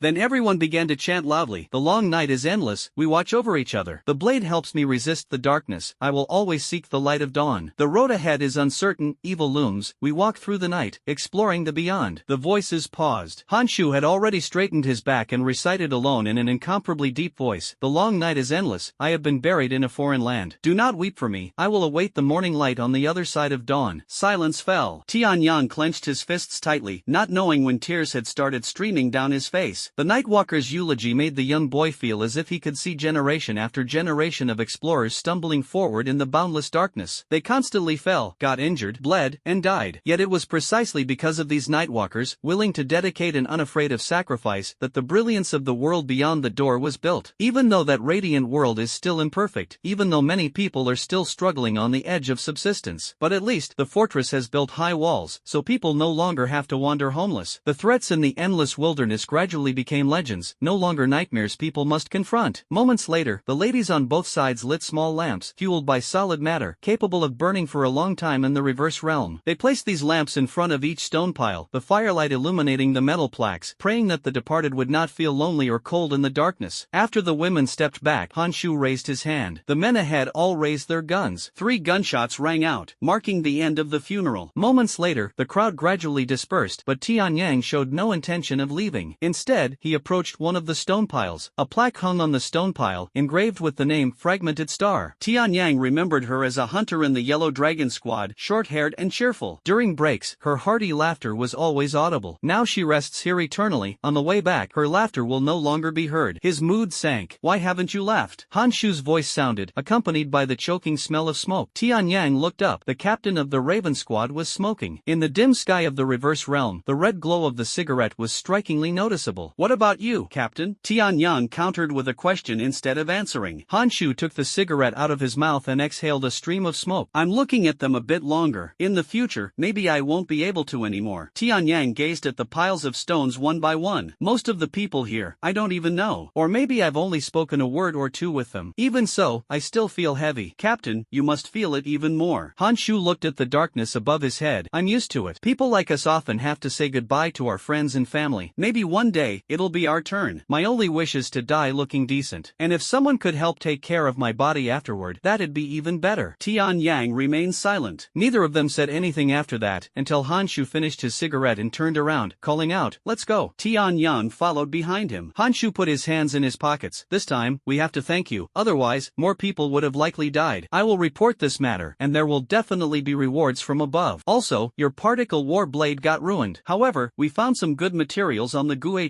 I'll see if I can get some to help you make a material-based weapon. Material-based weapons are crafted using parts of the bodies of the Dark Citizens. These weapons typically inherit some characteristics of the original material. The Guha is undoubtedly a highly dangerous Dark Citizen. Weapons forged from its materials will certainly surpass the particle warblade in strength. So the young man nodded eagerly, full of anticipation. Not far away, someone stepped out from behind a war chariot. It was Zhou Wang. He had heard everything Han Shu said earlier. Zhou Wang looked at Tianyang from afar, his eyes filled with intense jealousy. Why should all the good things go to you? I've worked hard fighting too, so why are there no special rewards or material weapons for me? He snorted heavily and turned away. 2 days later, the convoy set off. Leaving the metropolis, they headed straight for the lighthouse outpost base. After completing the handover work, the mission was considered finished. Han Shu originally planned to take a vacation, but Ling Feng assigned him a new task. Although this rugged man grumbled, he still accepted the mission. As for Tianyang, Ling Feng temporarily had no new assignments for him, so after staying at the base for 4 hours, he boarded the high-speed train back to the fortress. Unexpectedly, Roshan also planned to take Sun back, coincidentally sharing the same train compartment with Tianyang. Thought there would be company for the journey back, but Tianyang's good mood lasted less than 5 minutes, disappearing completely when he saw Zhou Wang's arrogant face. No idea if it was intentional, but Zhou Wang plopped himself down right between Sin and Tianyang, forcing Tianyang to turn his gaze to the window. Even the oppressive, twisted scenery of the inverse realm along the way looked 100 times better than Zhou Wang's face. P.S. Monday, mass update seeking support. Recommendation votes. Monthly votes. Favorites. Everyone, lend me a hand. Having nothing to do, Tianyang checked his own status. As this thought arose, a set of data clearly appeared in his mind. Avenger class. Rank 1, Assassin. Abilities, weakness detection, instant kill with 1 strike. Ascension progress, 40%. Next rank, Eraser.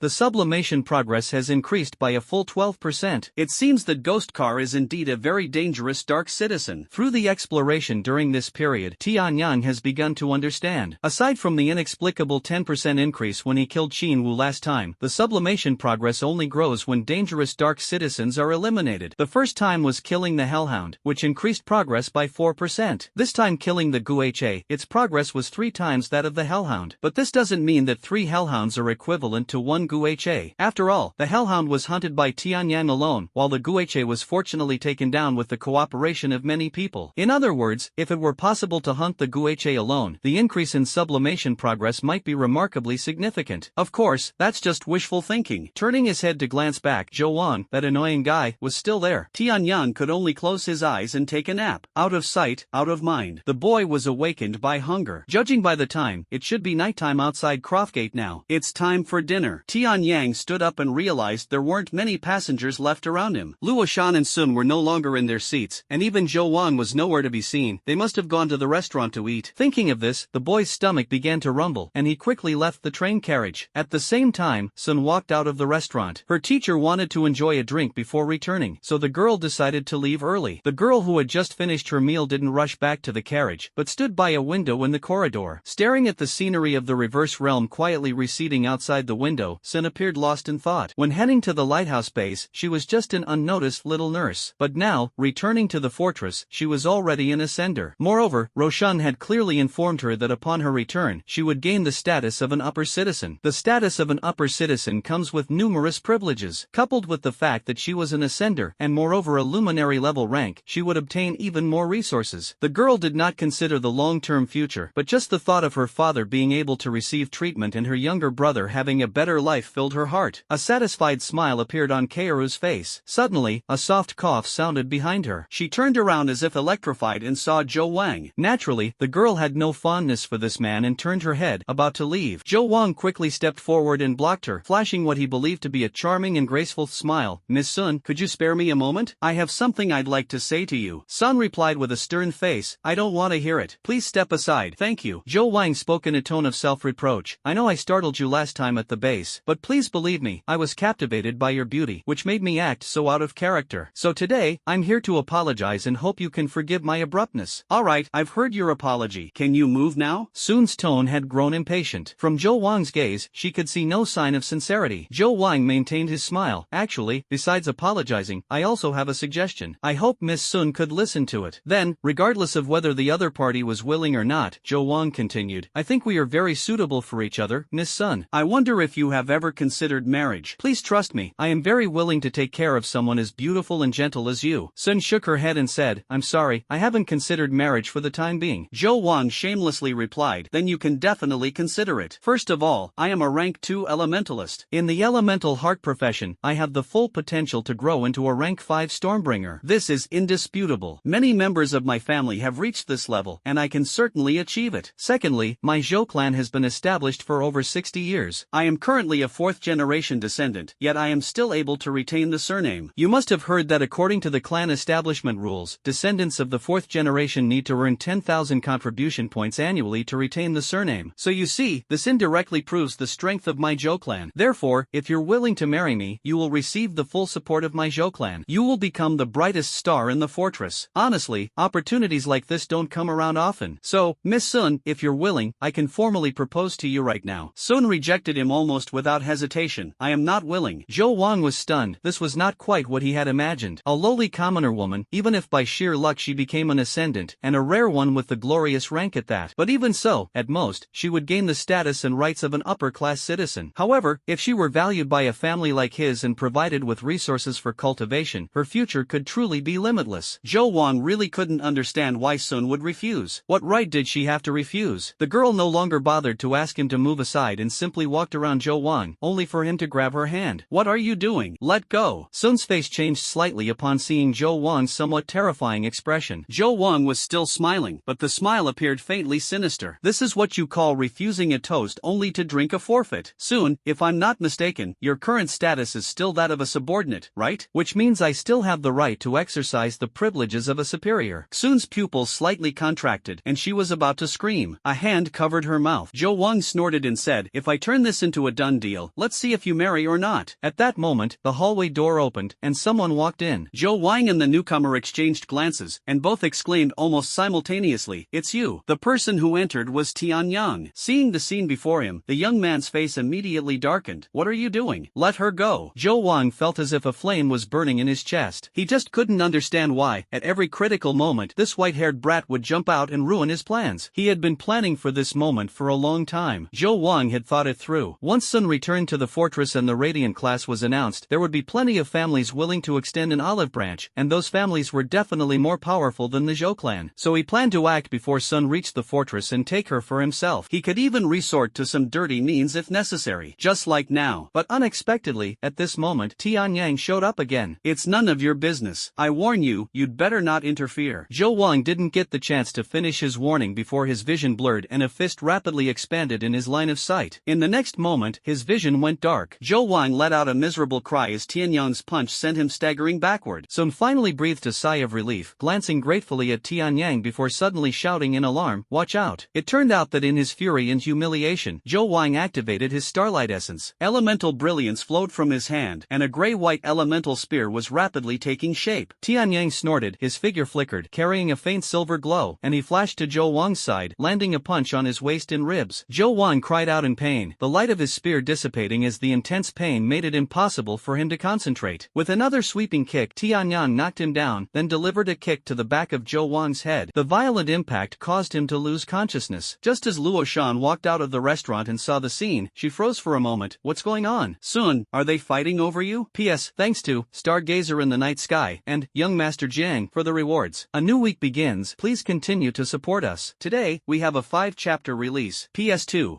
I finally figured out where to view the reward records. When Zhou Wang woke up, he felt a sharp pain in his waist, ribs, and the back of his head. As he tried to stand up, he realized he was tied to a chair. Taking a closer look at his surroundings, it turned out to be an interrogation room on the train. Let go of me. Who did this? Do you know who I am? Zhou Wang shouted in shock and anger. The interrogation room door opened, and Luo Shan and the train conductor walked in. Seeing them, Zhou Wang yelled angrily, "What are you doing? Hurry up and untie me." He tried to mobilize the star essence within his body, only to find it completely unresponsive. It was then that he noticed a collar around his neck. Star Essence Interference Device. This device can interfere with the star veins within sublimators. Although it only works on low-tier sublimators, it's more than enough to deal with him. What made Zhou Wang even more terrified was that disruptors are usually only used on criminals. So what is happening now? Are they treating me like a criminal? Luo Shan looked at him coldly. You know exactly what you've done. Zhou Wang, you've got some nerve trying to assault Sun? Zhou Wang's heart skipped a beat as Sun and Tianyang's images flashed through his mind, recalling what he had done before losing consciousness. So what? Zhou Wang, like a wounded beast, his eyes bloodshot, shouted, "Isn't that woman now a Shangmin? What I did was legal. On the contrary, you all are illegally imprisoning a Shangmin, and one with a family at that. Aren't you afraid of the Zhou family's retaliation?" Luo Shan sneered. The moment Sun became an ascender, she was already a Shangmin. She just hasn't received the fortress's certification yet. Even taking a step back, even if she were still a Xiaoman, she is my student. That means no one can violate her. At the very least, neither you nor the family behind you have that right. Zhou Wang roared, "Shut up! You woman from the Western continent, aren't you just relying on some medical skills? What's so great about that? I advise you to let me go immediately, or once I become a high-level ascender, I'll take you down too." Smack! The train conductor slapped Zhou Wang hard. "Shut up! Even the city lord is polite when facing Dr. Luo Shan. Who do you think you are to dare speak such filthy words to the doctor?" Luo Shan shook her head and said to the train conductor, "I'll leave him to you." The train conductor saluted and said, "Rest assured, I will hand him over to the Iron Wall Regiment." Zhou Wang froze and shouted, "Why are you handing me over to the Iron Wall? I'm a Night Stalker team member. What does this have to do with the Iron Wall?" Roshan walked away directly, and the train conductor sneered, "Young Master Zhou Wang, nice work you've done. The Nightwalkers already know about it. General Consultant Ling has personally ordered that you be expelled from the Nightwalkers immediately. As for the crimes you've committed, Iron Wall will take over the handling. After all, they're more adept at managing the internal affairs of the fortress. Oh, and by the way, this matter has already been reported to your family. Care to guess how the Zhou clan responded?" Zhou Wang couldn't help but swallow nervously. How did they respond? "Let them handle it as they wish and extend their utmost apologies to Miss Sun." The train conductor revealed an answer that made Zhou Wang despair. Zhou Wang instantly lost all strength as his body went cold. This response from his family effectively meant they were abandoning him as a member of the clan. It was likely done to curry favor with Sun and Roshan. Perhaps a Roshan, or a radiant rank might not be enough to make the family yield. But if the two are combined, that's a different story. At this moment, Zhou Wang understood that he had been too impatient and underestimated the influence of the radiant rank in Roshan. But if it weren't for that white-haired kid, maybe Sun would already be his woman, and the outcome would be completely different. It was just one step away from touching heaven. But now, he has been cast into hell. I'm not willing to accept this. I'm not willing to accept this. Zhou Wang gritted his teeth and forced out a sentence. "Tianyang, you bastard, I'm not done with you." When I returned to the fortress, it was the afternoon of the next day. At 3 o'clock, the sunlight was just right. Tianyang retrieved an electromagnetic vehicle at the transfer platform and headed toward the lower city district. On the highway, the wind blew against him, and the youth was in high spirits. After Zhou Wang was subdued, Dr. Luo Shan reported the bastard's deeds. The Nightwalkers immediately dismissed him and handed him over to Iron Wall for investigation. Perhaps due to Zhou Wang's connection, Tianyang found that the ascension progress had unexpectedly increased another 2%, now reaching 42%. Additionally, Sun also invited him to visit her home in 3 days, saying she would personally cook to thank Tianyang for his help. Growing up, Tianyang had never eaten food cooked by any woman other than his mother. Riding his motorbike along the highway, the young man suddenly chuckled twice, full of anticipation for the meal 3 days later. The journey was silent. After returning to the lower district, Tianyang didn't rush home. He first went to a store and used 15 contribution points to buy bread, eggs, ham, and even a fish. A fresh fish. Tianyang had already started imagining in his mind whether his mother would beam with joy when she saw these ingredients. In his memory, the last last time they ate fish was 10 years ago. Seeing that it was still early, Tianyang didn't go straight home but drove to the volcano bar. At this hour, his mother should still be in the bar cleaning. Unexpectedly, when he arrived at the bar, he found the door tightly closed. Tianyang got out of the car and knocked on the door. "Katie, are you there?" He called out several times in a row, but no one answered. Strange. Tianyang walked over to the window and saw that it was covered in a layer of dust, seemingly not cleaned for several days. This was impossible. Ever since becoming a cleaner at the bar, Nanfei had kept every window spotless. Tianyang believed that laziness was something that would never occur with his mother. He knocked on the window. Not far away, a homeless man sitting on the ground called out, "Stop knocking. Katie hasn't opened the door for days." Tianyang looked at him and asked, "What happened?" The homeless man muttered, "How would I know? Even if I knew, I wouldn't say. What's it got to do with me?" Tianyang thought for a moment, then took out a piece of bread and placed it in front of him. "Now it matters, doesn't it?" The homeless man laughed. "Add a slice of ham and that should do it." A moment later, after carefully hiding the food, the homeless man whispered, "I heard that Katie got beaten up a few days ago. Almost lost his life. But the cripple on East Street saved him. If nothing else has happened, Katie should still be there. You can go check it out." Tianyang immediately jumped onto the motorcycle, feeling a sense of unease. Katie was considered a local authority in the lower district, and generally, no one would provoke him, let alone beat him half to death. Moreover, Tianyang was even more worried about his mother. If something happened at the volcano bar, would his mother be implicated? The boy raced home like the wind, his anxiety growing stronger when he saw a layer of dust on the door of his house. Mother Nanfei was a diligent person. In Tianyang's memory, during his childhood, every time he woke up in the middle of the night, he would see his mother crafting some handmade goods under the light. Those items were the source of income for their family for the next day or two. When she wasn't working or during breaks, his mother would tidy up the shack meticulously. She had an almost obsessive demand for cleanliness and had trained Tianyang from a young age to be mindful of such matters. This was also the reason why Kaiti initially hired her to do cleaning work at the bar, although a bigger factor was that the retired veteran had a fondness for Nanfei. If his mother had been home in the past few days, the door wouldn't have been covered in such dust. Tianyang pulled out the key and opened the door. The shack was dimly lit, and the air felt somewhat stuffy, as if it hadn't been ventilated in several days. Tianyang turned on the light, and as the room lit up, he saw the table and chairs overturned on the floor. Both bedroom doors were open. His own bedroom was perfectly normal, but his mother Nanfei's bedroom looked as if it had been ransacked, with various items scattered across the floor. A blanket hung over the edge of the bed, and Tianyang could almost picture the scene of his mother being dragged off the bed while she was asleep. What happened? The young man couldn't find any clues in the room, nor could he determine his mother's whereabouts. But suddenly, an idea struck him, and he dashed out of the shack, not even bothering to lock the door. Jumping onto the electromagnetic vehicle, Tianyang headed straight for East Street. East Gate Street in the lower district was a chaotic place where dragons and serpents mingled, its disorder even surpassing that of Tianyang's home and the street where the volcano bar was located. When Tianyang drove the electromagnetic vehicle into East Street, all the gazes cast from behind doors and windows, the shadows of alleys, and other places fell upon his vehicle. It was a valuable thing, and those gazes were immediately filled with intense greed. However, upon seeing the black Nightwalker uniform on Tianyang and the striker rifle hanging at his waist, those gazes quickly withdrew in restraint. Living in the lower district, especially around East Street, people here are far from virtuous. But they're not fools. They wouldn't dare provoke the nocturnal travelers who frequently venture into the reverse realm. They know well that those clad in long black robes are the truly dangerous ones. The motorcycle finally stopped in front of an inconspicuous shop, which appeared to be just a general store. However, in reality, there was a medical room in the back. The owner of the store, his real name long forgotten, was simply known by everyone as Cripple, a straightforward nickname referencing his limp left leg. Rumor has it that Cripple was once an upper citizen, working as a surgeon in the medical center of the fortress. But later, he offended some prominent figure. Not only was his status as an upper citizen revoked, but he also had his leg deliberately crippled before being thrown into the lower district. The Cripple runs a grocery store here, along with various medical instruments scavenged from the junkyard, piecing together this makeshift medical room. The Cripple's medical skills are quite good. After all, this is the foundation for him to establish himself on East Street. The homeless man said Katie was being treated by the Cripple, which is why Tianyang came here. Clap clap clap. Tianyang knocked on the door of the grocery store. A yellow light lit up inside, followed by the sound of someone limping over. Coming, stop knocking. Damn it, if you break my door, don't blame me for not treating you when you get sick. With a bang, the door swung open, revealing a short middle-aged man. Bald, wearing glasses, with a large nose. His yellowed shirt emitted a strong smell of disinfectant. When he got a clear look at Tianyang, he exclaimed, "Oh, a Nightwalker lord. Why would someone like you come to a small shop like mine? Kid, don't tell me that outfit of yours is stolen." Tianyang grabbed his collar irritably. "Where's Kaiti? Is Kaiti here? What are you doing? Let me go. I don't know any Katie, shouted the lame man. If you don't let go, I'll call for help. As the doctor of the lower district, he had saved quite a number of people, and many others were waiting for his help. Thus, in East Street, the lame man did have some influence, and with just one call, there were plenty of desperados willing to stand up for him. At that moment, Katie's voice sounded from deep inside the grocery store. Tianyang, is that you? Katie, you really are here. Tianyang pushed the lame man aside and rushed in. In a room filled with instruments, the young man found Katie. Katie lay on the hospital bed, receiving 4 fluids, his body wrapped in bandages. A hemostatic gauze was still affixed to his chest, stained red with blood, making the scene especially poignant. Tianyang hadn't expected him to be injured so severely, and he gasped in shock. Katie,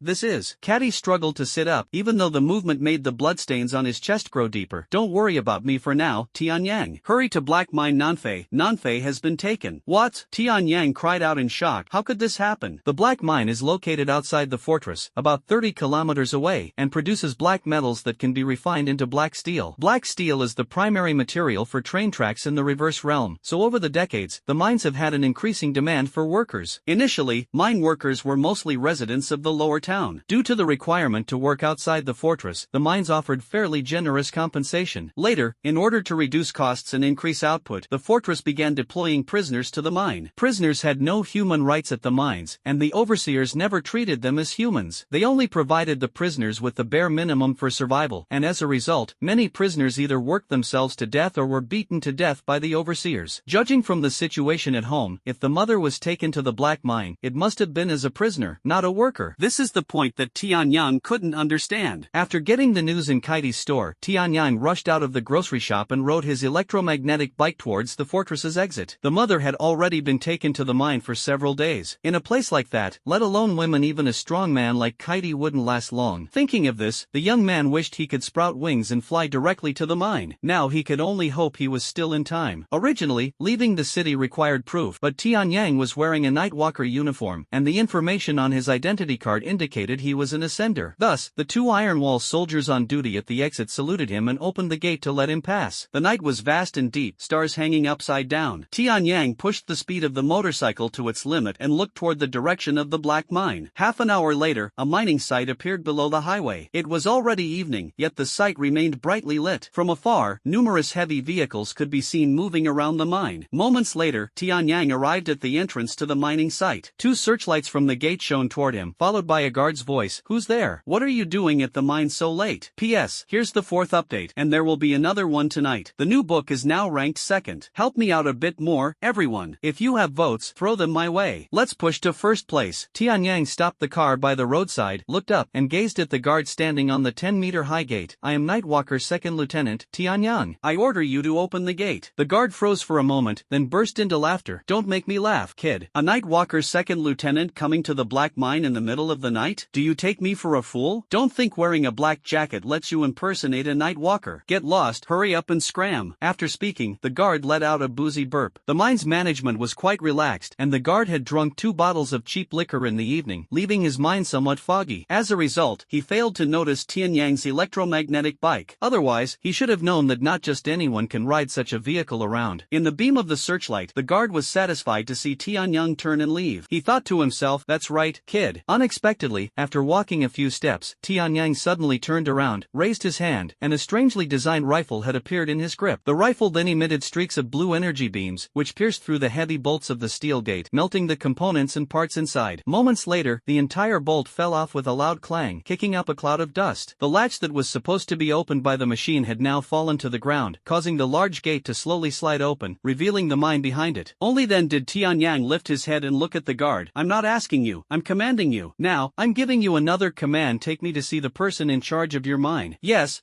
sir, I'll come down immediately. The guard quickly crawled down from the gate, now completely sober, scrambling to lead Tianyang into the mine. At this moment, the person in charge of the mine happened to be leaving the office, preparing to return to the fortress. Suddenly, he heard someone calling him, Mr. Ing Chi, Mr. Ing Chi. He turned around and saw it was the gate guard. The man named Ing Chi frowned and asked, what's the matter? The guard hadn't had a chance to answer when he was already impatiently pushed aside by Tianyang from behind. Ing Chi was startled because Tianyang was holding a gun in his hand. He cried out in shock, who are you? What are you doing? Nightwalker Lieutenant, you're the person in charge of the mine, right? Good. Immediately help me check whether a female worker named Nan Fei was sent over from the fortress a few days ago. Ingchi stepped back 2 steps and said, "There are so many workers in the mine, how would I know?" The muzzle of the raider rifle pointed at the person in charge. Tian Yang's voice carried an obvious suppressed anger. "That's why I'm telling you to check." Ingchi shivered and said, "Even if you're a Nightwalker lieutenant, what you're doing is against the law. To check the identities of the mine workers, you must present an internal affairs certificate issued by the Iron Wall Legion." Tian Yang abruptly lowered the gun barrel and fired at Ingchi's feet. "Say another unnecessary word, and next time I'll aim for your head." Looking at the floor pierced by the energy beam near his feet, the supervisor dared not say more, quickly opened the office door, and took out an information tablet. His fingers moved swiftly, searching for information about the mine. A moment later, "Got it, Nanfei. She was brought from the fort 4 days ago. Let me see. She's in work zone 3 of the mine." Tian Yang swayed the muzzle of the gun. "Lead the way." Ingchi swallowed nervously, not daring to resist. At mine site 3's work zone, when Tian Yang kicked open the door to the overseer's break room, several middle-aged women inside were talking about something and burst into laughter. Then, upon seeing the intimidating Tian Yang and the reluctant person in charge, they were all taken aback. Tian Yang looked at Ingchi, who reluctantly stepped forward and said, "4 days ago, you took in a female worker named Nanfei. Where is she now?" "Nanfei? Is she the one always claiming to be wrongfully accused?" asked a plump female overseer. Tian Yang hurriedly asked, "Yes, that's her. Where is she now?" The female overseer glanced at Ingchi nervously and said, "She got injured yesterday. She should be in her room now." Tian Yang's heart sank, and he shouted, "Take me there immediately." The female supervisor glanced at Ingchi, who snapped irritably, "Listen to him." They hurried to the workers' living quarters, where the environment was extremely poor. The hallway was littered with sewage, the air reeked of a nauseating stench, and household waste and food scraps were casually thrown in the corners of the hallway, attracting swarms of flies hovering nearby. Tian Yang's expression was grim. Compared to this place, the lower district could already be described as paradise. "The female workers' room is right up ahead." The plump woman walking in front pointed to a room not far away with its door ajar. At this moment, a figure emerged from the door. It was a burly man with a scar on his face, dragging something with his hands and cursing, "You're just a damn prisoner, pretending to be all noble for me. You're nothing but a filthy bitch from the lower districts, and you think you're some delicate upper-class citizen? Don't play dead with me, you've been lying around all day. Get your ass back to the mines and start working. If you dare slack off again, I'll make sure to reward you with a few more lashes." He dragged out a slender arm, its owner powerless as they allowed themselves to be pulled from the room. The man flung the woman into the corner against the wall, tossing her into a nearby pile of trash. Her right shoulder dangled unnaturally, seemingly injured, most likely fractured. But even so, there wasn't even a strip of bandage on her shoulder. Clearly, the mines provided no medical care whatsoever. Moreover, her clothes were tattered, and her back was streaked with blood. Some stains had already dried, while others appeared freshly smeared. The woman lay motionless on the ground, as if dead. Only the occasional rise and fall of her shoulders gave the faintest sign of life. Still pretending to be dead, a man who appeared to be the overseer walked over and raised his foot to kick the woman on the ground. A beam of light pierced through his knee. The man paused for a moment, then intense pain surged from his pierced knee. The high heat of the beam even charred the edges of the wound, leaving no blood, just a finger-wide hole. A scream erupted, and the man fell to the ground. As everything went dark, the sound of his nose breaking followed. Tian Yang withdrew his foot from the man's bloodied face without sparing him a glance. He lunged toward the woman lying on the ground and carefully turned her over. Brushing away the strands of hair from her face, he sought his mother's bloodless face. Mom,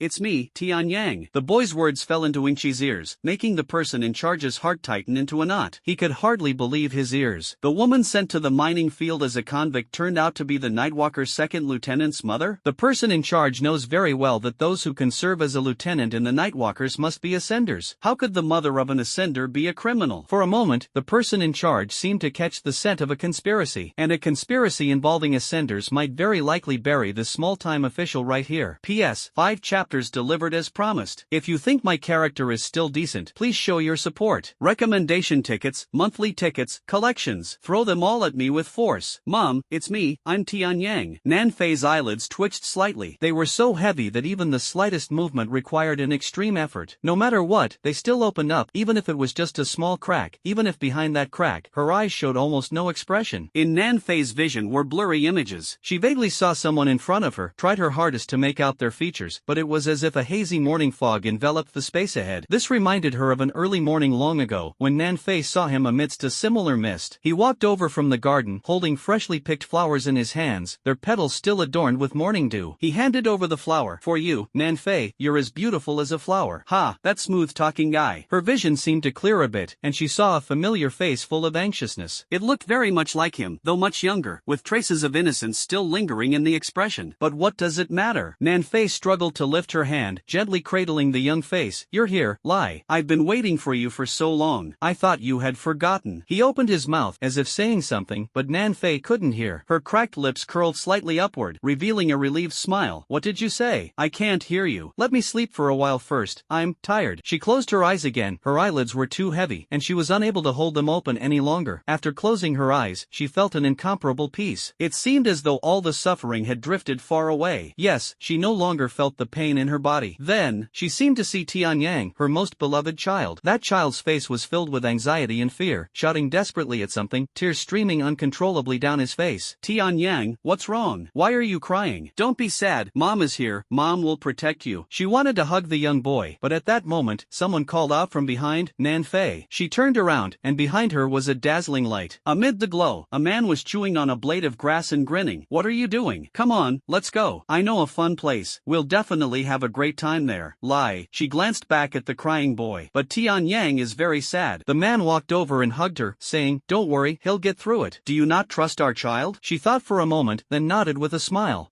I trust him. The man took her hand, just as he had 17 years ago on that golden beach. He moved forward slowly. Come on, from now on, we will never be apart again. She turned her head and glanced back. I'm leaving, child. Don't cry, Mom is now very happy. Golden and warm rays of light gently enveloped her, as the boy's figure gradually disappeared without a trace. In the workers' dormitory of Mining Zone Number 3, Tianyang stared blankly at his mother in his arms, unable to believe that she was gone just like that. Scorching drops of liquid fell one by one onto his mother's dirt-streaked face. She had her eyes closed, her expression serene, and there was even a faint smile at the corner of her lips, as if falling asleep. But the gradually cooling body speaks of an unfeeling truth. She will not wake up again. Whoa! Tianyang clutched his chest, as if thousands of knives were carving flesh and scraping bone inside his body. The youth let out a heart-wrenching scream, his reddened eyes glaring at the male overseer beside him. Tianyang grabbed the assault rifle at hand. The cold barrel pointed at the man's head. Kill him! Kill him! Kill him! The hand holding the gun trembled, an overflowing rage searching for an outlet. Just pulling the trigger, the flames in the heart could be completely vented. But at that moment, within the tear-blurred vision, the stern face of Nanfei flashed by. So the hand holding the gun gradually lowered bit by bit. Gently placing down his mother, Tianyang stood up, looked at the trembling man, and said, you should thank the woman you insulted just now. She asked me to never let hatred control me, to not vent my anger on unrelated people. Clearly, her presence here has nothing to do with you. So, you just got your life spared. Only then did the man breathe a sigh of relief, looking at Nanfei's corpse with a complicated expression. But, Tianyang's voice carried no trace of emotion. The wound on her back, you caused it, didn't you? The male overseer shuddered but dared not deny it. Why yes, it was me. Please forgive me, sir. I didn't mean to. I just. Which hand did you use to wield the whip? The male overseer trembled in fear and raised his right hand. The raider raised his hand. A beam of light shot from his palm, piercing through the man's right hand from shoulder to hand. A scream echoed through the corridor, while Tianyang turned around and walked toward the person in charge. You're the one in charge of the mine, so you should know who threw her into the mine, right? Ing Chi, drenched in sweat, said, listen to me, Lieutenant. I'm only responsible for managing the mine. As for who sent her here, A beam of light pierced through his shoulder. Tianyang pointed the muzzle of his gun at the supervisor's chest. What I need is an answer, so next time, think carefully before you speak. Ing Chi held his shoulder, wanting to argue for himself, but the attacker's gun muzzle erased his remaining courage. Suddenly, Tianyang's communicator rang, followed by a voice from inside. This is Lingfeng. Listen to me, Tianyang, put down your gun. At this moment, in the office at the Lighthouse Outpost base, Lingfeng held a communicator, gazing at the holographic projection screen in front of him. On the screen was Ing Chi's pale face. A voice came through the communicator. This is my own matter, Chief of Staff. Lingfeng responded firmly, as long as you are a Nightwalker, then this is not just your own matter. Tianyang's voice suddenly became urgent. They killed my mom. Lingfeng nodded. I already know. In front of you, he's just a minor figure. Even if you kill him, he won't know who sent your mother to the mine. Now, put down your gun. If you have no objections, hand over your mother's body to me. I'll have someone conduct a medical examination to determine the cause of her death and clarify the responsibility. At the same time, I'll have someone investigate. 3 days within 3 days, I'll tell you who did this, and I promise, no matter who it was, the Night Stalkers will hold them accountable. Silence fell on the other end of the communicator. A few seconds later, in the holographic projection screen, the rifle pointing at Ing Chi was finally lowered. Can I trust you, Chief Advisor Ling? Lingfeng picked up the communicator. You can trust me. Alright then. Putting down the communicator, Lingfeng took off his glasses and suddenly slammed a fist onto the desk. The desk shattered into pieces. is. He raised his head, his gaze sharp as a sword, and looked at Lin Yang. Investigate it and see which bastard is behind this. The adjutant naturally had no objections and reminded, Chief of Staff Ling, should we notify the commander? Ling Feng adjusted his breathing. I'll contact the commander right now. If nothing unexpected happens, such low-level antics are probably only carried out by those sitting in offices. Besides, I more or less know who's behind this, but I need solid evidence. Lin Yang stood at attention and saluted. Understood. Xu Yan's mood hasn't been very good lately. In fact, for this old man, ever since he assumed the position of Nightwalker commander, his mood hasn't truly been good for the past 20 years. After all, there are simply too many issues to deal with: reverse realm exploration, fortress duties, and interacting with all sorts of people to ensure that the Nightwalkers receive the resources and budget they deserve. If possible, the old man would much rather go back to his younger days, leading his own team to explore the reverse realm. Compared to dealing with people pulling strings with hidden agendas, he would rather risk his life battling the dark natives. At least the latter is relatively pure. It's either you die, or I perish. Sitting in the commander's position, although survival is no longer the top priority, the endless web of gains and losses is steadily wearing down the old man's patience, and his patience has never been abundant. Xu Yan liked the night. At night, there's not so much to think about. He could sit alone on the terrace at home, enjoying the breeze, or water the flowers and plants. So when his wife told him someone was looking for him, Xu Yan snorted, not meeting. His wife Song Qiao had been with the old man for over 40 years. She knew his temper all too well. Oh, then I'll go and tell Ling Feng. Song Qiao intentionally said this and then glanced at her old man. Sure enough, Xu Yan turned his head. What? It's Ling Feng. You should have said so earlier. Old woman, don't do this next time. If you delay serious matters, I'll hold you accountable. Song Qiao covered her mouth and chuckled. Yes,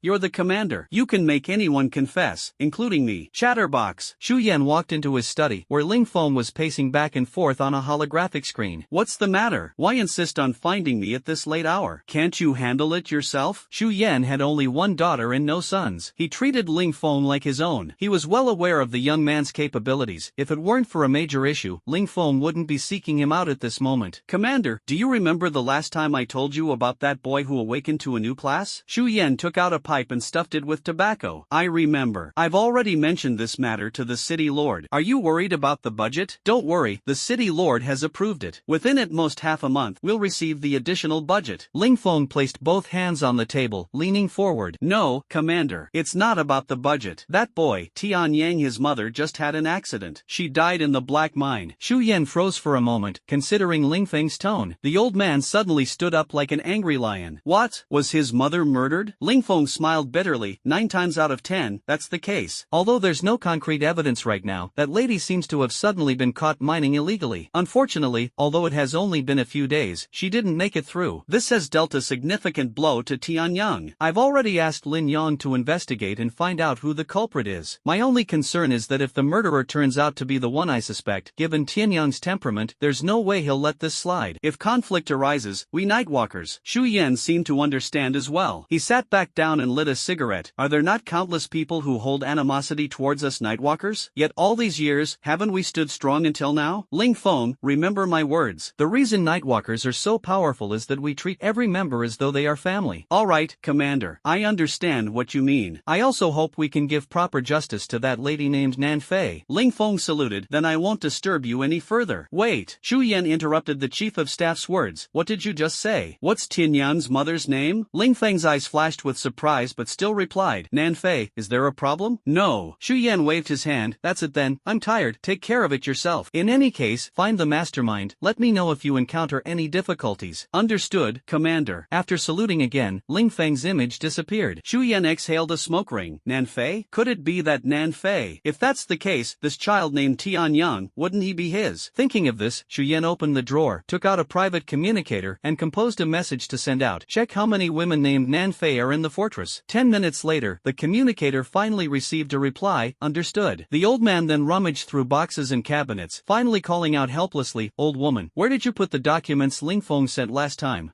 Finding things has always been the least skilled task for the commander. By the time he got home, it was already late at night. Tianyang, like a lifeless shell, mechanically got off the electromagnetic vehicle. He opened the door but didn't close it and just threw himself onto a chair. He stared at the ceiling, his gaze empty. After finishing the communication with Ling Feng, 30 minutes later, a vehicle from Fortress Hospital hurriedly arrived at the black mine. The corpse of his mother had already been taken away by them, claiming that the testing report would be ready by the day after tomorrow at the earliest. After the hospital vehicle left left, Tianyang seemed dazed, and he could barely recall how he had managed to get back home. Even now, he still felt a sense of unreality, as if when he woke up tomorrow morning, his mother would walk through that door and start rambling on about asking him to go to the Nightwalker office to process his resignation. But he knew that it was no longer possible. Mother really was gone. The devastated boy walked into Nanfei's bedroom, gently took the blanket hanging by the bedside, folded it neatly, and laid it flat on the pillow. Sitting on the edge of the bed, Tianyang saw a photograph. Nanfei's solo photo. The photo was taken 10 years ago. Tianyang remembered borrowing the camera from Kaiti, eagerly wanting to take a picture of his mother. At first, Nanfei was unwilling, but later she couldn't resist his persistence and reluctantly let Tianyang take a photo. In the picture, the mother in her early 30s wore a straight face. There were faint scars on her brow and arm. The injury on the arm was from when Tianyang was 7 years old, knocked over a cup and fell off a chair. Nanfei held him, but her arm was pierced by shards, leaving a scar. The scar on her brow was from when Tianyang was 9 years old and a group of nearby children threw stones at him. When Nanfei drove them away, one of them hit her head with a stone, leaving the mark. Looking at that photo, Tianyang suddenly realized how much his mother had done for him and how many injuries she had endured. Yet last time, after talking back to his mother, he had still not apologized. And now, there is no longer any chance. Some things, once missed, cannot be remedied and can only become regrets. In the dimly lit shed, there was no light, only the sound of sobbing echoing. P.S. The opponents are so strong this week. One was already taken down this morning. Seeking support, asking for all kinds of votes, brothers, step up the firepower. Tianyang was awakened by a noisy commotion, only to realize that he had fallen asleep in his mother's bedroom last night. He got up from the floor, his head feeling heavy, his temples throbbing, not in the best condition. Tianyang, Tianyang. Katie's voice sounded outside the living room, and Tianyang went out. Sure enough, it was him. The owner of the volcano bar was draped in a coat, with his chest still wrapped in bandages and gauze. He was being helped inside by a teenager about the same age as Tianyang. Seeing Tianyang, Katie exclaimed happily, "Chelsea told me your door was open and there was a unicycle parked outside. I knew you were back. So, last night at the Black Mine, did you find Nanfei?" Tianyang's expression turned gloomy, and he nodded lightly. Katie looked around. "So where is she? Since you joined the Nightwalkers, getting someone from Black Mine shouldn't be hard, right?" "Oh." Katie slapped his own forehead. "Look at me, how silly. Nanfei surely wouldn't adapt to life in the mine. Even if she's not injured, she'd end up sick. You must have taken her to the hospital, right? Was it the one in the upper city? I'll go see her." Kaiti. Tianyang looked at the man. The bar owner had already turned around and was heading toward the door. "Don't go." Kaiti turned around. "What's wrong? Is Nanfei in bad shape? She needs rest, right?" "Well, it makes sense. With her delicate health, falling ill is quite normal." "Alright, I'll go back to run the shop first and visit her in a few days." "No, you don't need to go." Tianyang lowered his head, his gaze fixed on the ground. She's already gone." Kaiti's body trembled lightly, then he slowly turned his back to Tianyang. "Where has she gone? Is it because she doesn't like working at the bar? That's fine. You tell her whatever she likes doing. I'll switch careers if that's what it takes." "Katie, if she thinks I'm clumsy, that's okay. I've made some money over the years. I can set her up with a business. She's so frail, where could she go? Don't you agree, Tianyang?" The young man shook his head forcefully. "Katie, my mom is all ready." "Don't say it!" Katie shouted, then her shoulders slumped. "Don't say it. It can't be, it can't." Tianyang closed his eyes and said solemnly, "She's gone. When I arrived, she was badly injured. She took her last breath in my hands. It's hard to accept. I can't accept it more than you. But Kaiti, she's already gone.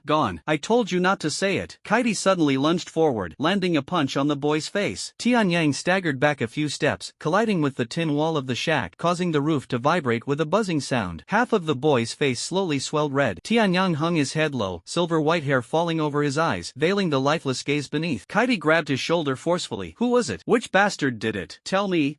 What are you going to do?" "Of course, I'm going to avenge her." Kaiti, like an enraged beast, roared with saliva spraying onto Tianyang's face. Tianyang looked at him and said, "You can't do that." Kaiti's eyes were bloodshot. "Why not? I've never cared about anyone like I care about her. Even though she's never shown any signs, in my heart, she's my woman. Whoever dares to touch my woman, I'll make sure they die." He pushed Tianyang away. "If you refuse to tell me, I'll find out myself. I don't believe I can't uncover a single piece of information." A hand grabbed Kaiti's shoulder. "What are you doing? Let go." Tianyang shook his head. "I can't let you go to your death." Kaiti whirled around. "Do you want me to be like you, doing nothing at all?" The young man suddenly exploded. "How do you know I haven't done anything? If I could, I'd tear that bastard to pieces right now. You only like her, but she's my mom." Kaiti froze for a moment, suddenly unsure of what to say. Tianyang panted, leaning against the wall. "Someone's already investigating, and there'll be news in a day or two at most." "But Kaiti, the people who threw her into the Black Mine aren't ones you can afford to mess with. She's gone, and I don't want anything happening to you as as well, so I'll handle her matter. I'm her son, and her revenge should be mine to take. The young man raised his head, a flame seemingly burning deep within his eyes. After assuring that nothing would be done, Kaidi left. Tianyang still stayed in the shack, and for the next 2 days, he spent his time staring at the communicator. The communicator remained silent. Until the evening of the third day, the communicator buzzed, and Lingfeng's voice came through. Tianyang, are you there? Tianyang immediately grabbed the communicator. Here, there's news. Lingfeng paused before saying, do you still remember Qinwu? A clap of thunder suddenly sounded in Tianyang's mind. His breathing quickened as he tried hard to make his tone sound relatively calm. Was it Qinwu's family? Yes, his father, Qin Jia, is the director of the 3rd Security Office in Uptown. Lin Yang discovered that during your mission, he used incriminating tactics to place fortress-controlled items in your home, then falsely accused your mother of breaking the law. Moreover, he bribed an investigator to bypass the judicial procedures and sent your mother to the black mines in just half a day. Tianyang's breathing was heavy, and the veins in his hand gripping the communicator bulged as if he might crush the device. Listen to me, Tianyang. Leave this matter to us. Qin Jia is not only an upper-class citizen but also holds an official position. You can't act impulsively. I can guarantee that he will face the punishment he deserves. Do you hear me, Tianyang? Tianyang exhaled a scorching breath and gently turned off the communicator. He stood up, found the blindfold he had previously used, and put it on again to conceal his tactical eye. Walking into the kitchen, he gathered all the ingredients he could find and cooked them. Without concern for the taste, the young man quietly began to eat. This was his first meal in 3 days. He ate slowly, even chewing carefully, striving to ensure that every bit of food could be transformed into energy. After finishing his meal, Tianyang put on his defensive armor and carried his rifle. He did not take the Nightwalker uniform hanging on the wall and left directly, driving to the volcano bar. The volcano bar was closed, but the lights inside were on. Tianyang knocked on the door. The door opened, and Kaidi looked at him. Tianyang said calmly, I need a knife, as sharp as possible. Come in. Kaidi pulled him inside and then slipped into the back warehouse. A clattering sound of heavy objects falling echoed from there, and after a while, the bar owner finally returned. A knife appeared in his hand. He placed the knife on the table. Got this good stuff from East Street. I take care of it regularly. Give it a try. Tianyang swung it a few times. The feel couldn't compare to the previous particle combat knife, let alone the quality. But for cutting people, it was good enough. He sheathed the blade and turned to leave. Watching Tianyang depart, Kaidi took a bottle of strong liquor from the cabinet and took a fierce swig. Then he grinned. He knew what Tianyang was going to do. Kaidi chuckled dryly. No wonder she's the woman I like. Her son is just as gutsy. Done, done, done. On the stove, the large pot emitted a mouth-watering aroma. Beside it, an 11 or 12-year-old boy swallowed hard as he stared at the potatoes and chicken in the pot. He looked at the apron-clad girl. Sister, when can we eat? Sun turned off the stove and prepared to plate the food from the large pot. I've already told you, an important guest is coming tonight. Once they arrive, we can eat. The boy looked wistfully at the nearby table, which was laden with many delicious dishes. Steamed meat fish, sautéed vegetables with meat slices, cold dishes mixed with sesame oil, and now this potato and chicken dish. It was the boy's first time enjoying such a sumptuous dinner. Ever since returning from the reverse realm, Sun, now an ascender, had garnered significant attention from the fortress. The father, who had been bedridden for a long time, was taken to the medical center in the upper district the next day, and Roshan even arranged a caregiver for him. Even if Sun did not go to the hospital, her father would receive excellent care. Roshan also gave her 2,000 contribution points, which was an enormous sum for Sun. In addition, as part of the ascender's benefits, the upper citizen ID had already been processed. The apartment in the upper district was under application, and by then, Sun could designate 2 slots to move in with her to the upper district's apartment. Everything was moving in a positive direction. The more this happened, the more the girl felt grateful to Tianyang. If it weren't for him, she might have already been humiliated by Zhou Wang. That could have been a completely different story. So Sun proactively invited Tianyang to be a guest at her home tonight. She specially took a day off from work with Roshan and started preparing early in the morning. Placing the potato chicken on the table, Sun glanced at the clock. It was already late, and she couldn't tell if he had arrived yet. Looking at the table full of delicious food but unable to eat it, the boy simply leaned on the table and said, Sis, why hasn't your boyfriend arrived yet? Sun's face instantly turned red hot. Xiao Jia, if you keep talking nonsense, watch out or I won't give you anything to eat. The boy named Xiao Jia immediately covered his mouth, fearing he might say something wrong again and miss out on tonight's feast. Sun took off her apron, stepped out of the house, and looked around the street. There were 2 men nearby on the street. Although they were disguised as homeless people and drunkards, Sun knew they were guards arranged by Roshan. Each radiant class is a transcendent figure worth the full effort of the fortress to nurture. With Zhou Wan's prior lesson, Roshan dared not take it lightly anymore. Apart from the 2 guards, the pedestrians on the street were pitifully few. Sun gazed toward the street corner, as if that figure would would appear in the next moment. But she didn't know that Tian Yang was currently driving toward the upper district, so tonight's appointment was destined to be missed. Upper district, Qin residence. Qin Jie stood on the balcony, looking at the neat and clean street below. The green belts on both sides were a scenery absent in the lower district, and the tranquil environment was a symbol of luxury. As a family that had been established for over 50 years, it had now reached its fourth generation. Apart from the first generation patriarch, the next two generations, including Qin Jie himself, had not produced any ascenders within the Qin family. By Qin Wu's generation, Qin Jie no longer harbored extravagant hopes and only wished for his son to secure a minor official position. The father and son gritted their teeth, striving to earn 10,000 contribution points annually to maintain their family's established status and other related rights. But shortly after sending his son to the collection team, less than half a year later, an incident occurred, and not killed by the Dark Scion, but ended up being slain by a fledgling boy who had just awakened. Qin Jie couldn't swallow this humiliation, not only because of his son's death but also because the Qin family might very well meet its end in his hands. Thus, even though Lin Yang had warned him not to seek revenge at the time, Qin Jie still made his move. Whenever he thought about throwing that kid's mother into the black mine, a cruel smile appeared on Qin Jie's lips. He knew very well that no woman could survive in a place like the black mine, especially since he had previously given instructions to the mine's management, and as expected, the woman had died just 3 days ago. Later, he heard that the kid called Tianyang had broken into the black mine at night. Although Qin Jie was somewhat surprised, he had long anticipated this development. Secrets cannot stay hidden forever. The other party was bound to find out about this sooner or later. Qin Jie wasn't worried that Tianyang would seek revenge. On the contrary, he was waiting for that brat to come courting death. Yes, courting death. At this moment, the seemingly calm Qin residence was hiding 8 seasoned, cunning, and ruthless fortune hunters. These men, who had ventured into the negative realm and survived, were true desperados. As long as you offer them enough benefits, they are willing to do anything. Most importantly, they are willing to risk their lives and dare to risk their lives. Besides that, Qin Jie also hired a rank 3 ascender, despite this person's notorious reputation. Qin Jie's act of hiring him, once it spread, somewhat tarnished his own reputation, but he couldn't care less about all that right now. However, Qin Jie's trump card wasn't the prospectors or the ascenders, but rather his power as the director of the 3rd Security Office. That's right, he wasn't an ascender, but after all, he was an official, and the Security Office itself was a violent institution. Hence, when necessary, Qin Jie could mobilize its personnel. If Tianyang displayed aggressive tendencies, then Qin Jie could lawfully execute him on the spot. Thinking of this, Qin Jie's smile grew even wider. Come on, boy, I'll show you that a newly awakened sublimator is nothing at all. You will pay a devastating price for your impulsiveness. Suddenly, the sound of footsteps echoed from behind. An elderly man, seemingly a steward, said softly, "Master, we just received a message from the city checkpoint. That young man drove alone and has already entered the uptown area." Qin Jie's eyes sparkled brightly. He rubbed his hands in excitement and muttered in a voice only he could hear, "Son, did you hear that? That boy is coming. You wait, Dad's going to make him apologize to you right now." After entering the upper town, the number of streetlights suddenly increased, and the ample lighting allowed Tianyang to see every corner clearly. Switching the mode to autopilot, Tianyang opened the navigation and entered Qin Jie's name. Soon, the location of the Qin residence appeared clearly on the interface. Setting the destination to the Qin family, the motorcycle turned at the next intersection. Then Tianyang saw them. Ling Feng, Han Shu, Old Su, Son Du, Ji Yu. Tianyang had to turn off the engine and stop because they had blocked the road with several cars. Soon, 2 more cars arrived from behind, completing the blockade. Tianyang's gaze fell on Ling Feng. He hadn't expected that Ling Feng, far away at the lighthouse base, would deliberately come back. "Chief Advisor Ling, please step aside." The young man's tone was calm, but the calmer it was, the more it made people feel that beneath the seemingly tranquil exterior lay a volcano on the verge of eruption. Ling Feng adjusted his glasses and took 2 steps forward. "Tianyang, it's not too late to stop now. Compared to you, Qin Jie is just a minor figure. There's no need to take risks for someone like him. I'll say it again, leave it to the Nightwalkers to handle. We can perfectly follow proper procedures and bring him to justice." After hearing Ling Feng's words, Tianyang's expression did not change in the slightest. "I must go, Chief Advisor Ling." Ling Feng seemed to have anticipated this answer, showing no reaction. However, Sandu, with her ponytail tied, suddenly turned pale and leaned slightly forward, seemingly ready to reprimand Tianyang, this ungrateful fellow. Han Shu, who was standing nearby, raised his hand and shook his head, stopping the ponytailed youth's imminent words. Sandu could only swallow her frustration and hold back what she was about to say. Ling Feng lightly adjusted his glasses frame and said calmly, "You know what my role is. Let me give you a brief analysis of how things will develop. If I let you go, you'll face an ambush by 8 gold prospectors. They're all experienced veterans, skilled in both killing and looting. Even if you manage to get past that, you'll encounter a level 3 ascender. Rank level level 3 isn't necessarily very strong, at least not invincible. But those gold hunters can drain your stamina and even deal you some damage. Coupled with the two rank levels of difference, even if their advantage isn't overwhelming, it still poses a significant threat to you. But the danger doesn't stop there. Qin Jie is the director of the 3rd Security Office. If I were him, I could fully utilize my authority to summon personnel from the office. Though there are no ascenders in the security office, they are well equipped, boasting a team of over 30 members. When you're thoroughly exhausted, they could easily execute you on the spot. After saying that, Ling Feng observed the young man's expression across from him and found that he remained unmoved, sighing inwardly. He continued, even under such harsh conditions, you can still take out Qin Jie. But what happens next? You openly assassinated a fortress official in the upper city. Even if Qin Jie provoked you first, according to fortress laws, you'll still be held accountable. Of course, no matter what, the Nightwalkers will protect you. But do you know what kind of price we'll have to pay? Especially now, with voices against us growing louder in the fortress. Ling Feng paused, then said solemnly, even so, are you still going? Tianyang lowered his gaze, showing a contemplative expression. After a moment, he detached the assault rifle and began removing the defensive armor on his body. I must go. But tonight, I am not a member of the Nightwalkers, just an ordinary fortress citizen from the lower city. Utter nonsense. Ling Feng naturally understood that Tianyang was doing this to take full responsibility on his own and avoid implicating the Nightwalkers. But everything he had said wasn't meant to have the boy sever ties with the Nightwalkers. Tianyang, why do you have to go this far? Just give us one more week. No, 3 days. Just 3 days, and I can guarantee Qin Jie will end up in jail. Moreover, he'll live the rest of his life in the dark mines. For him, that's far more unbearable than death. So you see, he's not worth you doing this. Tianyang stopped all his movements and looked at Ling Feng. But for me, I only want him dead. Also, Chief Strategist Ling, this isn't a matter of worth. The issue is, I must do this. My mother is just an ordinary woman. You know how hard it is for an ordinary woman to live in the lower district, especially one with principles. But it is this very woman who raised me for 17 years. 17 years. Can you understand how hard her life has been? She gave me everything, her youth, her time, her entire being. And yet, I couldn't even give her one decent meal. Now, this is the only thing I can do for her. So, no matter what, I have to do this. Ling Feng suddenly felt a wave of irritation. He had always trusted his calculations, believing that every action carried its corresponding value. But now, the young man before him is overturning what he once believed in. And he, surprisingly, cannot find a solution. Behind him, Han Shu and the others each had their own thoughts, deeply moved by Tianyang's words. The young man didn't have many grand theories, nor was he like Ling Feng, constantly weighing gains and losses. He is merely doing something incredibly simple, yet such simplicity has almost been forgotten in this age. This is an era of transactions, where nothing is beyond measurement and compromise. As long as the benefits are great enough, even hatred for the extermination of one's people can be forgotten. But the young man before us, even though he knows that this journey, no matter how well it fulfills his wish, will come at a heavy price, still, he has not compromised, nor has he retreated. Perhaps for many people, this approach seems too reckless, even foolish. But when did we become so obsessed with being clever in everything? Han Shu and the others had almost all fallen into this problem but couldn't find an answer. At that moment, Ling Feng's communicator rang, followed by an aged voice saying, "Let him through." Only this one sentence was spoken before the communications signal disappeared. Ling Feng's mind went blank for a few seconds, then he shook his head. "Take your defensive armor and star element rifle with you, otherwise, you're not going for revenge, you're going to your death." Tianyang was quite surprised and looked at Ling Feng. Ling Feng had already taken a step back and turned sideways. The ascender hired by Qin Jie is named Chu Gao, a hunter by profession, a level 3 sniper master. Don't expect him to engage in a fair duel with you. That guy has a notorious reputation and is capable of anything. He will definitely strike from the shadows, either the moment you step into the Qin residence or when you're entangled with the gold digger. If you want revenge, don't let him take you down. He had already put the defensive armor back on and removed the blindfold before Tianyang mounted the motorcycle. He nodded heavily to Ling Feng. "Thanks for the reminder, Chief Advisor Ling." Just as Tianyang restarted the motorcycle and was about to leave, Han Shu, who had been silent all along, suddenly stepped forward. "Wait a moment." Then, the rugged man took off the oversized sword from Tsangdu's back and tossed it to Tianyang. "Take this. With that piece of broken scrap metal you've got, you won't be able to kill anyone." Apparently, he noticed the knife behind Tianyang. "Captain, what are you doing?" "That's my Chunshui," Tsangdu exclaimed in shock, ready to pounce at Tianyang, but Han Shu grabbed his ponytail. Tianyang caught the sword named Chunshui and looked at Han Shu and Tsangdu. Han Shu was still tightly holding the young man's ponytail and waved his hand, saying, "Hurry up, don't dawdle like an old lady." Tsangdu roughly understood that the matter was settled and could only shout, "White-haired brat, don't mess up my sword. When you return, give it back to me intact." Tianyang unfastened the knife kit he gave him from behind and tossed it to Tsangdu. "Keep it for now, now, I'll come back to exchange it. With Chen Shui strapped behind him, Tianyang started the motorcycle and passed by them. He switched to autopilot mode and let the electromagnetic motorcycle take him to the Qin residence. Holding Tianyang's knife, Song Du looked disgusted. Who wants your worthless piece of scrap metal? P.S. Thanks to Haizi Summer, Xianglingyun, Apostle 831203, Book Friend 587555718. Dude, you might want to change your nickname. Yinchi Mountain Peak, Qin Yang's dad, the excuse of the mesmerizing evening breeze, Mr. Sure, and other brothers for yesterday's rewards. Thank you all so much. It was really intense yesterday, bouncing back and forth between first and second on the new book rankings. Thanks to you all, the stats finally pulled ahead. Much appreciated. Driving along the road to the Qin estate, Tianyang observed his surroundings. The number of vehicles and pedestrians on the road was unexpectedly low. The closer he got to the Qin estate, the more it seemed this way. Although there are usually not many people going out at night in the fortress, it shouldn't be this few. This situation is likely the result of interference by the night walkers. Perhaps, road restrictions have already been implemented in unseen places. The young man's thoughts wandered, and then his communicator rang. Taking a look, he received two images. The photo of the sniper master, this man named Chu Gao, has a physique that is not tall at all. On the contrary, he is exceptionally short, a conclusion easily drawn from the reference objects in the photo. In the photo, Chu Gao is holding a gun, the barrel of which is excessively long. Judging by the intricate components and design of the gun, it appears not to be the kind of firearm designed for simplicity and portability like Xing Su weapons. If there are no surprises, this gun isn't even a complete product but rather something Chu Gao customized himself using various parts. Tianyang carefully studied the appearance of this sniper master. Bald head, thin lips, small eyes, distinctive features that are easy to remember. Adding to this, his left hand has 6 fingers, making him even easier to identify. Another photo was of Qin Jia. In the photo, this middle-aged man nearing 50 was dressed in a neat dark uniform, with facial features that bore a 70 to 80% resemblance to Qin Wu. Tianyang only needed to glance at it, without even reading the remarks below the photo, to know that he was tonight's target. At this moment, Tianyang received another text message, read and delete. The young man firmly engraved the appearances of Chu Gao and Qin Jia in his memory, then deleted the information in photo. At this moment, the navigation system of the motorcycle indicated that the next intersection would lead to the area where the Qin residence was located. Before reaching the intersection, Tianyang stopped. He drove his motorcycle into a nearby small square and parked the vehicle. Then the young man looked around. This was no longer the central area of the upper city, yet it was so vast that high-rise buildings were almost out of sight, with only the circular dome of the fortress in the distance hanging like a night sky. Tianyang knew that this was the area only families qualified to reside in the fortress could occupy. Each family, depending on their influence, or rather the size of their power, was allocated a corresponding living space. And in this place, even the smallest house comes equipped with a garden and garage. Their size could accommodate 10, or even more, families living in the lower city. Despite having such spacious living areas, the highest buildings here are no more than 3 stories. Most of them are small 2-story buildings, which indirectly shows how extravagant the upper citizens are, especially those with families. Through his tactical electronic eye, Tianyang has essentially mapped out the distribution of buildings in this vicinity. In such an open area, lacking obstacles, it is highly dangerous for both snipers and their prey. As prey, nearly as soon as one steps into the opponent's hunting range, they will be detected. As for the sniper, due to the lack of cover and obstacles, once the opponent discovers the sniper's position, he might only have the chance to fire one shot. Of course, even in such a situation, the sniper still holds the majority of the advantage. After all, even to attack the sniper, the prey must survive the first shot and be fast enough to pose a threat to the sniper. Finally, as a level 3 sniper master, Tianyang does not believe that the man surnamed Chu completely lacks close combat skills. 8 prospectors, 1 ascender, possibly appearing law enforcement units. While silently calculating the strength gap between enemies and allies, Tianyang strained his mind for the first time, trying hard to recall the books he had read and extract applicable knowledge to start drafting a battle plan. Plan goal: kill Qin Jia. Enemy forces: 1 rank 3 sniper master, 8 prospectors, and the likely appearance of law enforcement units. Strategic direction: it's almost impossible to kill all obstacles and then eliminate the primary target, given the overwhelming disparity in strength between the two sides. Therefore, after clearing the biggest obstacle, focus entirely on taking down the main target without wasting energy on other individuals or matters. Conclusion: 1. Priority is to eliminate the opponent's ascender, removing the biggest obstacle. 2. Focus all efforts on attacking the main target. 3. Plan the evacuation route and strive to escape before the security team arrives. Soon, a plan had already taken shape in the boy's mind. Although it was simple, it was clear and well organized. Tianyang looked up and gazed toward the street in the distance beyond the square. So, where is that Chu hiding? The boy turned around to look, then found the tallest object in the square, the sculpture in the fountain. In order to give this sculpture enough visual impact, the designer made it nearly 6 meters tall, almost as high as a two-story building. Tianyang easily climbed onto the sculpture and hid within a shaded and complex structure. Although he hadn't undergone professional counter-sniping training, fortunately, the books he had read repeatedly mentioned that snipers typically possessed excellent eyesight. To avoid giving the opponent a chance for a headshot, Tianyang carefully concealed his figure. By using a microchip implanted in his brain, Tianyang adjusted the visual range of his tactical goggles and activated the thermal imaging mode. Thus, the Qin mansion came closer in his view, revealing some red humanoid figures. From this altitude, Tianyang could easily observe that the estate consisted of a main building, lawn, parking square, garden, and a wall lined with antique-style tiles. The entire area of the Qin mansion could easily accommodate the daily needs of 13 lower district households, and this doesn't even include the public land surrounding the mansion. Normally, a sniper would maintain a distance between their position and the battlefield, determined by the firearm's performance and the sniper's proficiency, typically ranging from 800 to 1,000 meters. Any farther, and the variables in sniping become too unpredictable. Putting himself in Chu Gao's perspective, Tianyang concluded the optimal setup would naturally be positioning outside the Qin mansion. Considering both visibility and the need for relocation, Tianyang had already identified several spots that could serve as sniper positions. But this is the upper city, and it's within the family residence. If Qin Jia has any sense, he wouldn't let this battle affect other families. Otherwise, even if he isn't taken down by Tianyang, he would still be held accountable by other families. That being the case, Tianyang's gaze returned to the Qin residence. That person surnamed Chu must be hiding inside the Qin residence. Only there can ensure that the battle doesn't spread to the estates of other families. The young man observed the environment within the Qin residence again. He saw the cars parked in front of the main building, the guards walking dogs around, and every plant and tree inside the Qin residence. It's just that he didn't spot Chu Gao. Even though he was already using thermal imaging mode, he couldn't find a figure resembling a sniper among the red images. This indicates that Chu Gao possesses interference equipment or is wearing heat-insulating gear. However, Tianyang did notice a red figure sitting motionless in a small lounge on the second floor of the main building. Unfortunately, the thermal imaging couldn't reveal the other person's appearance, making it impossible to determine whether it was Qin Jia. Tianyang withdrew his gaze, closed his eyes, and started rehearsing his next moves in his mind. 10 minutes later, he slid down the sculpture from the shadowed area. Chu Gao was sitting on the cold and hard terrace ground, leaning against the terrace lamppost. The camouflage suit he wore blended him almost seamlessly with the surrounding flowers and grass. Moreover, the suit effectively prevented his body heat from escaping. In this way, even if the opponent had thermal imaging equipment, they wouldn't be able to detect him. This sniper position was carefully chosen by Chu Gao. Usually, snipers prioritize concealment, but Chu Gao had his own sniper strategies. For example, positions under direct light are often subconsciously overlooked by people. Most people blindly assume that an ambusher would never expose themselves in an obvious location. Chu Gao took advantage of this psychological blind spot when selecting this position, and this approach enabled him to accomplish multiple nearly impossible tasks. At this moment, Chu Gao was holding his custom-modified sniper rifle, breathing steadily. Even though he had been sitting there for nearly 2 hours, he showed no signs of impatience. Patience is a fundamental quality for every sniper. In this regard, Chu Gao has always excelled. This year, he was already 49 years old, which, among the ascenders, is considered advanced in age. At the age of 18, Chu Gao awakened the hunter class and became a level 1 hunter. At that time, he was high-spirited, feeling as though the world was within his grasp. It took him 3 years to accumulate enough progress to ascend and become a level 2 hunter. Meanwhile, some of his peers completed their ascension within a year, while others had already advanced to level 3 by their 3rd year. Chu Gao finally understood that while he was fortunate to awaken, his talent was utterly abysmal. From hunter to marksman, it took him 3 years, and to advance to rank 3 as a sniper master, it took him a full 12 years. Even now, he remains a sniper master. Although his ascension progress is already maxed out, starting from rank 4, each level up requires ascension medium. Each rank and level requires different ascension materials, ranging from 3 to 5 types at minimum to over a dozen at maximum. In order to elevate his rank, Chu Gao began to abandon his principles, becoming unscrupulous, which caused his reputation to plummet rapidly. Of course, an ascender at rank 3 wasn't expected to have a high reputation to begin with. In any case, despite resorting to all possible means, Chu Gao was still short of 2 types of ascension materials. One of them is stellar crystal, a material that is virtually a strategic resource for every fortress. There are only a few ways to obtain stellar crystal. 1. Join the fortress system, serve it, and earn contribution points to exchange for it. 2. Similarly, you must be within the fortress system and have made outstanding contributions to the fortress to be rewarded with stellar crystal. 3. Purchase on the black market, no prerequisites required. The only condition is that you can offer a price that tempts the seller. Unfortunately, Chu Gao does not meet any of these 3 conditions. His ruined reputation hesitation renders him unable to gain recognition from any fortress, leaving him completely unable to join the fortress system. As for the black market, Chu Gao has had several opportunities to acquire star essence crystals, but each time, he failed to provide what the seller needed. When he arrived at the southern coastline fortress of Eastland as a prospector, he received this job from Qin Jie through a middleman. Originally, knowing that Qin Jie was targeting a sublimator within the Nightcrawler Corps, almost no one was willing to take on this deal. The Nightcrawler Exploration Corps is the official sublimator group of Skyhold Fortress, and making enemies with them means that even if you manage to leave Skyhold Fortress afterward, in the future, you can forget about stepping foot here ever again. For those prospectors seeking long-term development, it isn't worth antagonizing a fortress for the sake of a single deal. But upon hearing that Qin Jie offered a star matter crystal, Chu Gao accepted the deal without hesitation. So now, he sits in the terrace garden of Qin Manor, waiting for the visitor who is supposedly a war god class but only a rank 1 warrior. This is a piece of cake for Chu Gao. The war god class excels at frontal assault, and high-level ascendants of this class are indeed terrifying in combat. However, if it's just class level 1, Chu Gao believes that as long as he can hit the opponent, a single ordinary solid bullet is enough to take their life. In fact, he wouldn't even need to use his own abilities. This is practically a guaranteed win-win deal. As for not being able to come to Sky Tower Fortress in the future, Chu Gao doesn't care at all. There are no fewer than 30 fortress cities in Donglu. Even without Qingtian Fortress, there are still more than 20 reverse realm fortresses waiting for him to explore. Thinking about this, Chu Gao couldn't help but sneer at those people's short-sightedness. But why hasn't that kid Tian Yang arrived yet? Not exactly anxious, but Chu Gao still wanted to wrap things up sooner. After all, lying on a soft bed is ultimately better than sitting here. At that moment, without any warning, a beam of light shot from the street outside the Qin residence. The beam penetrated the wall, which had virtually no defensive capabilities, striking a vehicle parked on the open ground in front of the main building. The beam exploded the vehicle's fuel tank, turning it into a vividly colored orange-yellow fireball. Shards of the car's body violently scattered, and the shockwave shattered rows of windows in the main building. The sudden explosion made Chu Gao's heart skip a beat. Using such a method as an opening move was indeed beyond his expectations. Then, an even more unexpected attack came for Chu Gao. Beams of light blasted into the Qin residence at an extremely high frequency, targeting the second floor of the main building. From the shooting frequency of the energy beams, a type of star element firearm emerged in Chu Gao's mind. A Salter rifle. That type of rifle, capable of rapid fire and boasting a high shooting frequency, is the perfect weapon to deal with low-level black citizens. Using it to attack buildings, especially a high-end residence lacking defensive measures and unprepared for such a weapon, is effortless. The exterior wall of the Qin mansion, adorned with beautiful tiles, lasted less than 3 seconds before being blown apart by high-frequency energy beams. The second floor of the main building was exposed directly to the beam's threat, and Chu Gao, standing on the terrace, could feel the structure trembling. He felt as if he were sitting atop a volcano. Although Chu Gao knew that Qin Jie had prepared a decoy on the second floor early on to lure the attackers deeper into the mansion, he himself was likely hiding in a safer location, but with the assaulters focusing their attacks, no one could guarantee the main building wouldn't collapse. If Qin Jie ended up buried under the rubble, Chu Gao wouldn't be able to collect his reward. Thinking of this, Chu Gao quickly lay flat on the ground, extending the sniper rifle out through the bushes. Through the electronic scope, he could easily spot someone crouched under the streetlight on the other side of the street, frantically firing an assault rifle in this direction. Unfortunately, due to the angle, Chu Gao couldn't see the person clearly, only half the rifle was visible. However, behind that streetlight, Chu Gao caught a glimpse of a corner of clothing. He laughed, a mere lamppost was no match for him. To ensure there were no mistakes, he loaded an armor-piercing round into the sniper rifle. Adjusting the muzzle, he locked onto the opponent's position behind the lamppost and fired. Under the night sky, a faint red line traced the bullet's trajectory as the armor-piercing round effortlessly penetrated the lamppost, instantly silencing the attacker's rifle. Chu Gao let out a slight sigh of relief, but just then, he suddenly caught the muffled whistling sound of an object slicing through the air at high speed. The war god profession, even among high-ranking ascenders, may possess exceptionally formidable combat abilities. One individual could rival an entire army. However, the war god profession has never excelled in speed, let alone the fact that the sound of the screech had suddenly erupted. This indicates the opponent transitioned from stillness to extreme speed in an incredibly short time. Among the known professions, the hunter's physical agility far surpasses other professions. Even so, it is impossible to reach extreme speed in the blink of an eye. Chu Gao's heart pounded wildly as he rose with his gun in hand, cursing Qin Jie inwardly. Damn it, this is definitely not the god of war class. Qin Jie, that bastard, provided incorrect information. A streak of blade light fell past the corner of his eye, and the fur on Chu Gao's neck instantly stood on end. Hugging his sniper rifle, he rolled directly, feeling a chilly sensation sweeping over his scalp. He hadn't even managed to get a clear look at what his opponent looked like before he was ready to raise his gun to shoot. However, However, in the next moment he smiled bitterly. The barrel of the gun had been sliced off. The sniper rifle, which he had personally modified, had now become nothing more than scrap metal. Silver light fluttered before his eyes, and only then did Chugao see clearly a young man with silver-gray fragmented hair, holding an unusually long sword. His entire body emitted a faint silver glow from the external manifestation of star energy. The moment his toes touched the ground, his figure blurred. Reaching behind, Chugao drew the tactical dagger strapped to his waist. Trusting his instincts, he thrust it forward. The tip of the dagger first transmitted the sensation of hitting something hard, then slid, and finally pierced into a soft spot. Did it hit? Chugao felt slightly surprised, and suddenly his neck felt a chill, making him widen his eyes involuntarily. The boy's blurred figure became clear again, and only then did Chugao realize that their noses were almost touching. They were almost pressed together, and then Chugao's gaze slowly lifted. He saw the top of the boy's head, then the shadow of the ceiling hidden behind the lights above, and finally the garden behind him. At last, Chugao saw a headless body. A moment of bewilderment arose in his brain, and shortly thereafter, Chugao realized it was his body. This was his final wisp of consciousness. Only then did Tianyang let out a long breath, step back a few paces, and cover the area where he had been struck by Chugao. Fortunately, that dagger didn't seem to be coated with poison. Otherwise, he'd truly be in for it. Chugao would never know that the assault rifle behind the streetlight pole was completely unmanned. Tianyang had simply used a small trick to fix the trigger, keeping it in a continuous firing state. To make Chugao believe he was right behind the streetlight pole, Tianyang deliberately took off his clothes and revealed a corner of the fabric behind the pole, creating an illusion. The purpose of this was to confirm Chugao's position. As the assault rifle continued firing at the main building, specifically targeting the area where Qin Jie might be, Chugao would undoubtedly fire to protect the employer. Once the sniper master took action, the location of the sniper position would be exposed. At this moment, after setting up the rifle, Tianyang, who had already moved to another position, could fully focus on eliminating Chugao. As he had anticipated, Chugao, this master sniper, also had skill in close combat. To avoid unnecessary delays, Tianyang chose to risk injury for the kill. Enduring a strike from Chugao, he ultimately seized the chance to deliver a decisive blow and sever his opponent's head with a sword. This time, Chugao suffered an unexpected defeat. Firstly, the restrictions imposed by his family's territory limited his range of movement. Secondly, he misjudged Tianyang's speed, which gave the young man an opportunity to close in. Finally, he underestimated Tianyang's resolve and lost his head to a single sword stroke. If the location or timing had been different, it might have been Tianyang who ended up dead. It's a pity that there's never an if in this world. Tianyang quickly treated the wound, then picked up Tsangdu's sword named Spring Water and headed toward the terrace entrance. Through his tactical vision, he saw a sneaky figure hiding behind the door. The young man lifted Spring Water, using the sword as a javelin, and hurled it with force. This astonishingly long sword sliced through the air, easily piercing the door and striking the chest of the ambusher. The prospector hired alongside Qin Jie dropped dead on the spot. At this moment, Qin Jie was in the study, where the long table before him was covered in dust, all shaken loose during the earlier assault rifle barrage on the main building. A rush of hurried footsteps sounded, and the butler pushed open the study door, gasping, "Master, something terrible has happened. Chugao is dead. Someone chopped off his head." "Useless!" Qin Jie roared. "That bastard even promised me everything would go smoothly, yet he ended up dying the fastest." He pulled out a drawer, took out a communicator from inside, and sent a message to his adjutant at the security office. "Take action immediately." At that moment, continuous gunshots rang out outside the study, sounding like they were closing in on its location. Qin Jie was burning with anxiety, unable to wait for his adjutant's reply. He grabbed the communicator and directly contacted his adjutant. This time, the adjutant answered quickly. Qin Jie almost shouted, yelling, "Bai Fei, bring your men over right now. Do you hear me?" But from the communicator came a stranger's composed and leisurely voice responding, "He heard you, but unfortunately, the security team will not be mobilized." Qin Jie froze for a moment, then angrily exclaimed, "Who are you? Such audacity, daring to occupy the communicator of a fortress official." The person chuckled softly, "I am Ling Feng. If Mr. Qin doesn't recall right away, I can remind you I am the chief strategist of the Nightwalkers. Mr. Qin, unfortunately, due to your abuse of power to falsely accuse a family member of an ascender, which led to her death in the Black Mines, the upper echelons of the fortress have decided to dismiss you from your position as the chief of the 3rd Division of Security." Qin Jie couldn't help but gasp. His courage to frame Nan Fei and lure Tianyang to his doorstep stemmed primarily from his authority as a fortress official. Now, with Ling Feng announcing his dismissal, it meant he would lose the advantage of being the chief of Security Division. Qin Jie couldn't help but shout, "You don't have the authority to do this. The Security Bureau is an organization under the Ironwall City Guard Corps system, and this has nothing to do with you Nightwalkers. Also, even if I'm no longer the security commissioner, my residence is now under attack and I have the right to be protected." Ling Feng responded with a nod, "You're right, Nightwalkers indeed have no authority authority to interfere in the internal affairs of the city guard corps. However, as I mentioned earlier, this is a decision from the higher-ups of the fortress, and I am merely executing that decision ahead of schedule. Secondly, you do indeed have the right to protection. So now, I have already ordered the security team to set out. Mr. Qin, please make sure to hold on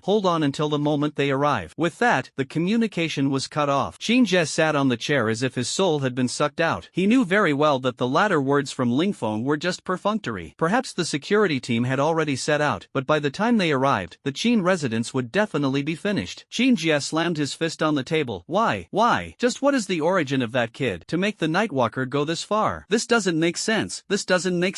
Bang! The gunfire outside the study grew louder, and the butler anxiously looked at his master. Sir, perhaps we should take shelter for now? Qin Jie snapped back to reality, his expression grim as he nodded and reached under the desk to find a button. Press. The bookshelf moved to the left, revealing a hidden passage behind it. Qin Jie and the butler walked into the passage, and the bookshelf returned to its original position, sealing the exit. Each step Qin Jie took felt particularly heavy. This outcome was completely beyond his expectations. The hired Tier 3 Ascendant was eliminated as soon as the battle began, and his biggest trump card turned into a useless one due to the Nightwalker's interference. The only thing to be thankful for now is that his wife and other dependents were sent away in advance. Otherwise, tonight's losses would have been even more devastating. The secret passage leads to the garage on the first floor, and as Qin Jie pressed the button, the guards on standby in the garage had already started the car. Qin Jie and the butler climbed into the car, and the garage door began to open outward. However, before the door was fully opened, two figures suddenly appeared outside. Inside the car, Qin Jie's pupils slightly contracted. The two individuals were a silver-haired teenager exuding a murderous aura and a middle-aged man. Qin Jie recognized him. He was one of the 8 gold diggers. At this moment, one of the man's shoulders hung unnaturally, his face and body covered in blood. He was crouching and kneeling on the ground, with the boy tugging at his hair, forcing him to look toward the garage. He looked at the boy with a fearful expression. I wasn't lying, right? That guy with the surname Qin has a hidden garage on the first floor. Now, can you let me go? Qin Jie snorted, shameless to the extreme. Sure enough, gold diggers can't be trusted. These people don't even have the minimum professional ethics. Qin Jie said in a deep voice, drive, ram it. The driver nodded and heavily stepped on the accelerator. The bulletproof armored vehicle surged toward the gate. The headlights lit up Tianyang's face. The boy let go of the prospector and raised the long sword, spring water, high above his head, spinning it in a circle between his hands. As the sword rotated, Tianyang also spun to one side, narrowly avoiding the impact before dodging to the side of the car. Half kneeling on the ground, the long sword swept across. The blade sliced into the car's headlight, then tore through the bulletproof armor, destroying various internal components along the way, finally breaking out through the taillight. A burst of metal fragments flew into the air. Inside the car, the butler screamed in agony. His legs had been cut off by the blade, and blood gushed out like a spring. Beside him, Qin Jie looked ashen-faced. If he and the butler had swapped places, then the one with the broken leg right now would have been him. Even so, with the vehicle damaged by Chen Shui, no matter how skilled the driver was, it was impossible to prevent the out-of-control car from crashing heavily into a lamppost. The entire rear end of the car lifted off the ground before slamming back down, and the violent jolt almost caused Qin Jie to be thrown out of the vehicle. When he regained his senses, he realized the guard and the butler had already fainted. Qin Jie, dizzy and disoriented, climbed up and looked back to see the silver-haired youth walking toward the car. Tianyang walked slowly, the spring water longsword scraping across the ground, sending sparks flying. After taking out Xugao, he stormed into the building, killing several prospectors and Qin Manor guards along the way. The price was 2 gunshot wounds on his body and several injuries caused by sharp weapons. It turned out that in narrow spaces, with enough manpower and determination, it was entirely possible to take down a low-level ascender. Unfortunately, the guards in Qin Manor fought hard, but the prospectors clearly weren't willing to sacrifice themselves for Qin Jie. After all, no matter how tempting the reward was, you'd have to be alive to enjoy it. After learning of Chu Gao's death and then seeing several companions die under the Tianyang sword, the remaining prospectors scattered in a frenzy. One even fell into Tianyang's hands and immediately revealed Qin Jie's whereabouts without hesitation. Now, the car Qin Jie relied on to escape was also wrecked, and there was nothing left that could stop the young man. Up ahead in the car, the door opened, and Qin Jie practically rolled out from the vehicle. In his lifetime, it was likely he had never been so disheveled. He clutched the car body to stand up and suddenly raised his hand, holding a finely crafted pistol. The power of this live ammunition pistol is even worse than the rifles of the gathering team. Not only is its range short, but its power is also limited. However, if it hits a vital spot, it can still kill. Unfortunately, Tianyang didn't give him the chance to fire. With one rapid dash, the teenager reached Qin Jie's side. The Chunsui longsword pierced Qin Jie's abdomen, slamming both him and the sword against the vehicle. Qin Jie Jie let out a miserable scream, and the pistol fell to the ground. The longsword penetrated the vehicle, like a nail, pinning this fortress official to the car's body. Tianyang then stepped back, picked up the handgun, and looked at the gasping man before him. He said softly, "You shouldn't have dragged her into this. She has nothing to do with it." Qin Jie struggled to lift his head, glaring at the young man with a grim smile. "Naive, from the moment you made a move on my son, anyone connected to you was destined to be involved in this matter. Come on, kill me, but don't think you'll get away easily. Even though I'm no longer the chief of security, your public assault on a family compound in the upper district, it's certain the fortress authorities will demand an explanation from you." Tianyang raised his gun and nodded, saying, "Maybe, but that's no longer your concern. Even if the fortress wants to execute me, you won't be around to see it." Qin Jie froze. The young man's words, "won't be around to see it," reminded him of the cruelty of death and his longing for life. He opened his mouth. "Wait, let's make a deal."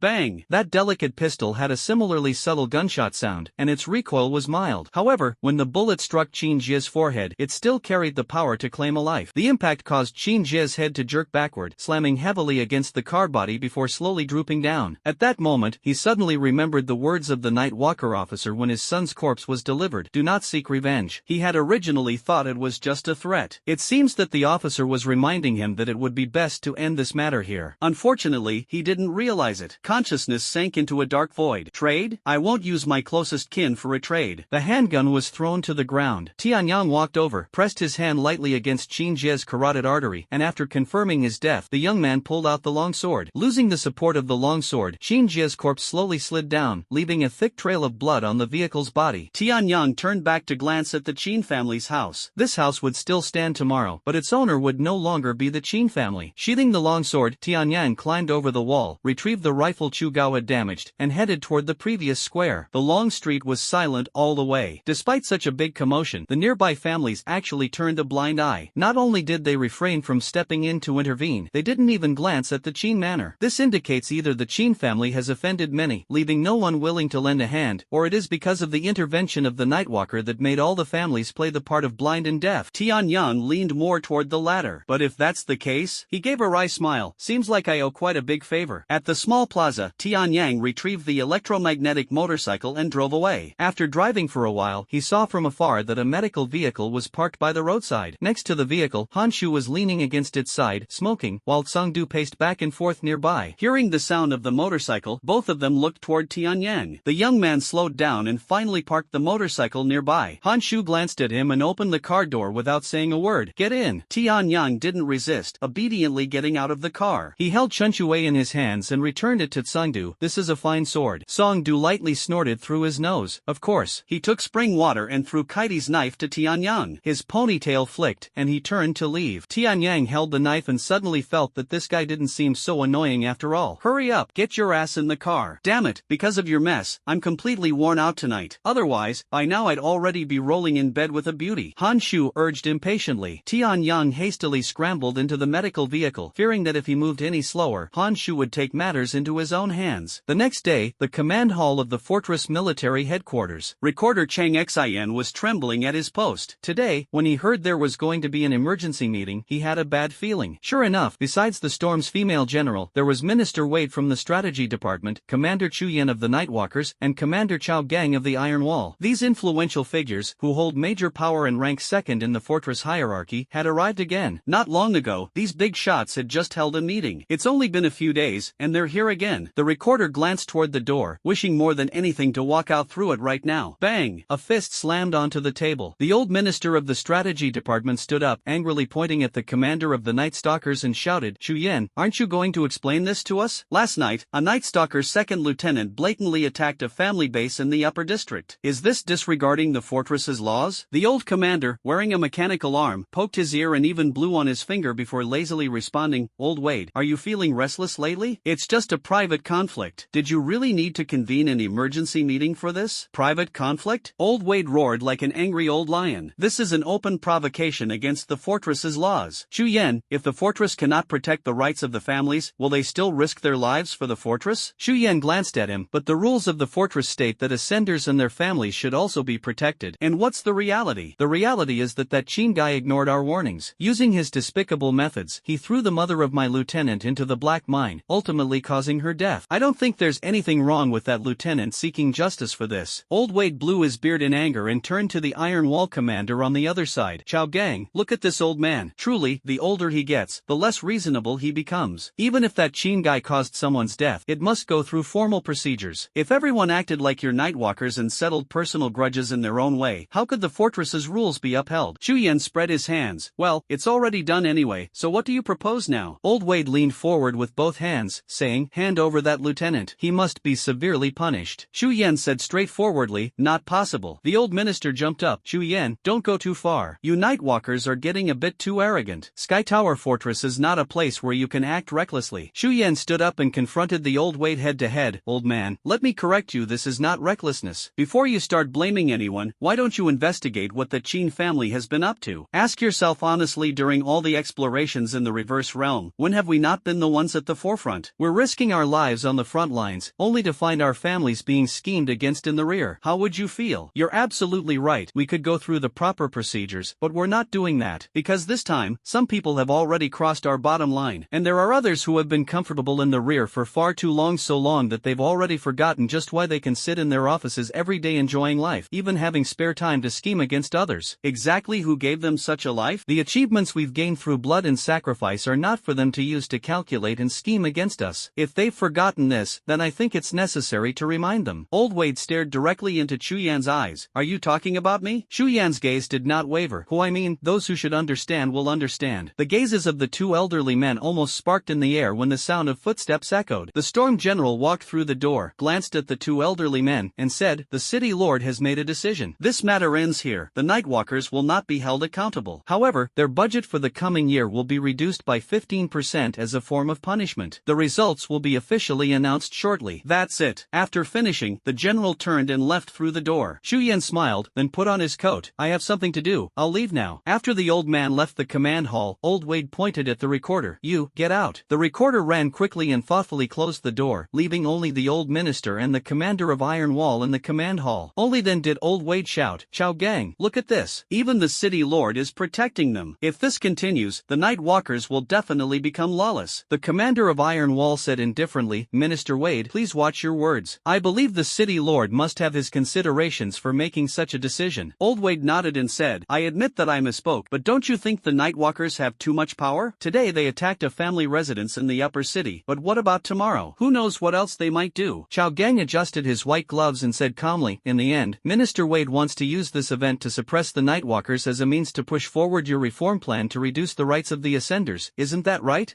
Old Wade straightened his posture and said, Ascenders have taken up too many resources. Doesn't Commander Chao think they've taken far too much? Chao Gang replied expressionlessly, as a fellow sublimator, I actually don't quite agree with your plan. Each fortress city must possess a considerable number of sublimators to maintain a certain level of deterrence. This basic knowledge, I believe Minister Wei should be aware of. The old minister responded calmly, I am aware, but I also understand that within that deterrence, the majority of it comes from high-ranking sublimators. My plan is to enhance the rights of sublimators ranked level 4 and above, while reducing those of the lower-ranked individuals. Since Commander Chao is also a sublimator, you should know that sublimators below level 4 are not irreplaceable. Yet, the resources they consume, and the power granted to them by the fortress, have already surpassed their inherent value. This is also the key reason ordinary people feel dissatisfied with sublimators. Honestly, as long as this world has craftsmen and the reverse world exists, then whether ordinary people are dissatisfied with sublimators or not actually doesn't matter much. People tend to follow blindly, especially those who lack their own opinions. Unfortunately, such people make up the overwhelming majority. Chao Gang calmly explained, therefore, if you want to change their mindset, it's not difficult. You just need to show them the irreplaceable aspect of sublimators and let them understand that only sublimators can ensure they continue to enjoy the life they have today. In this way, even if dissatisfaction exists, they'll continue to tolerate it or shift their attention elsewhere. Old Wade's gaze deepened. So, does that mean Commander Chao is also a firm believer in sublimator supremacy?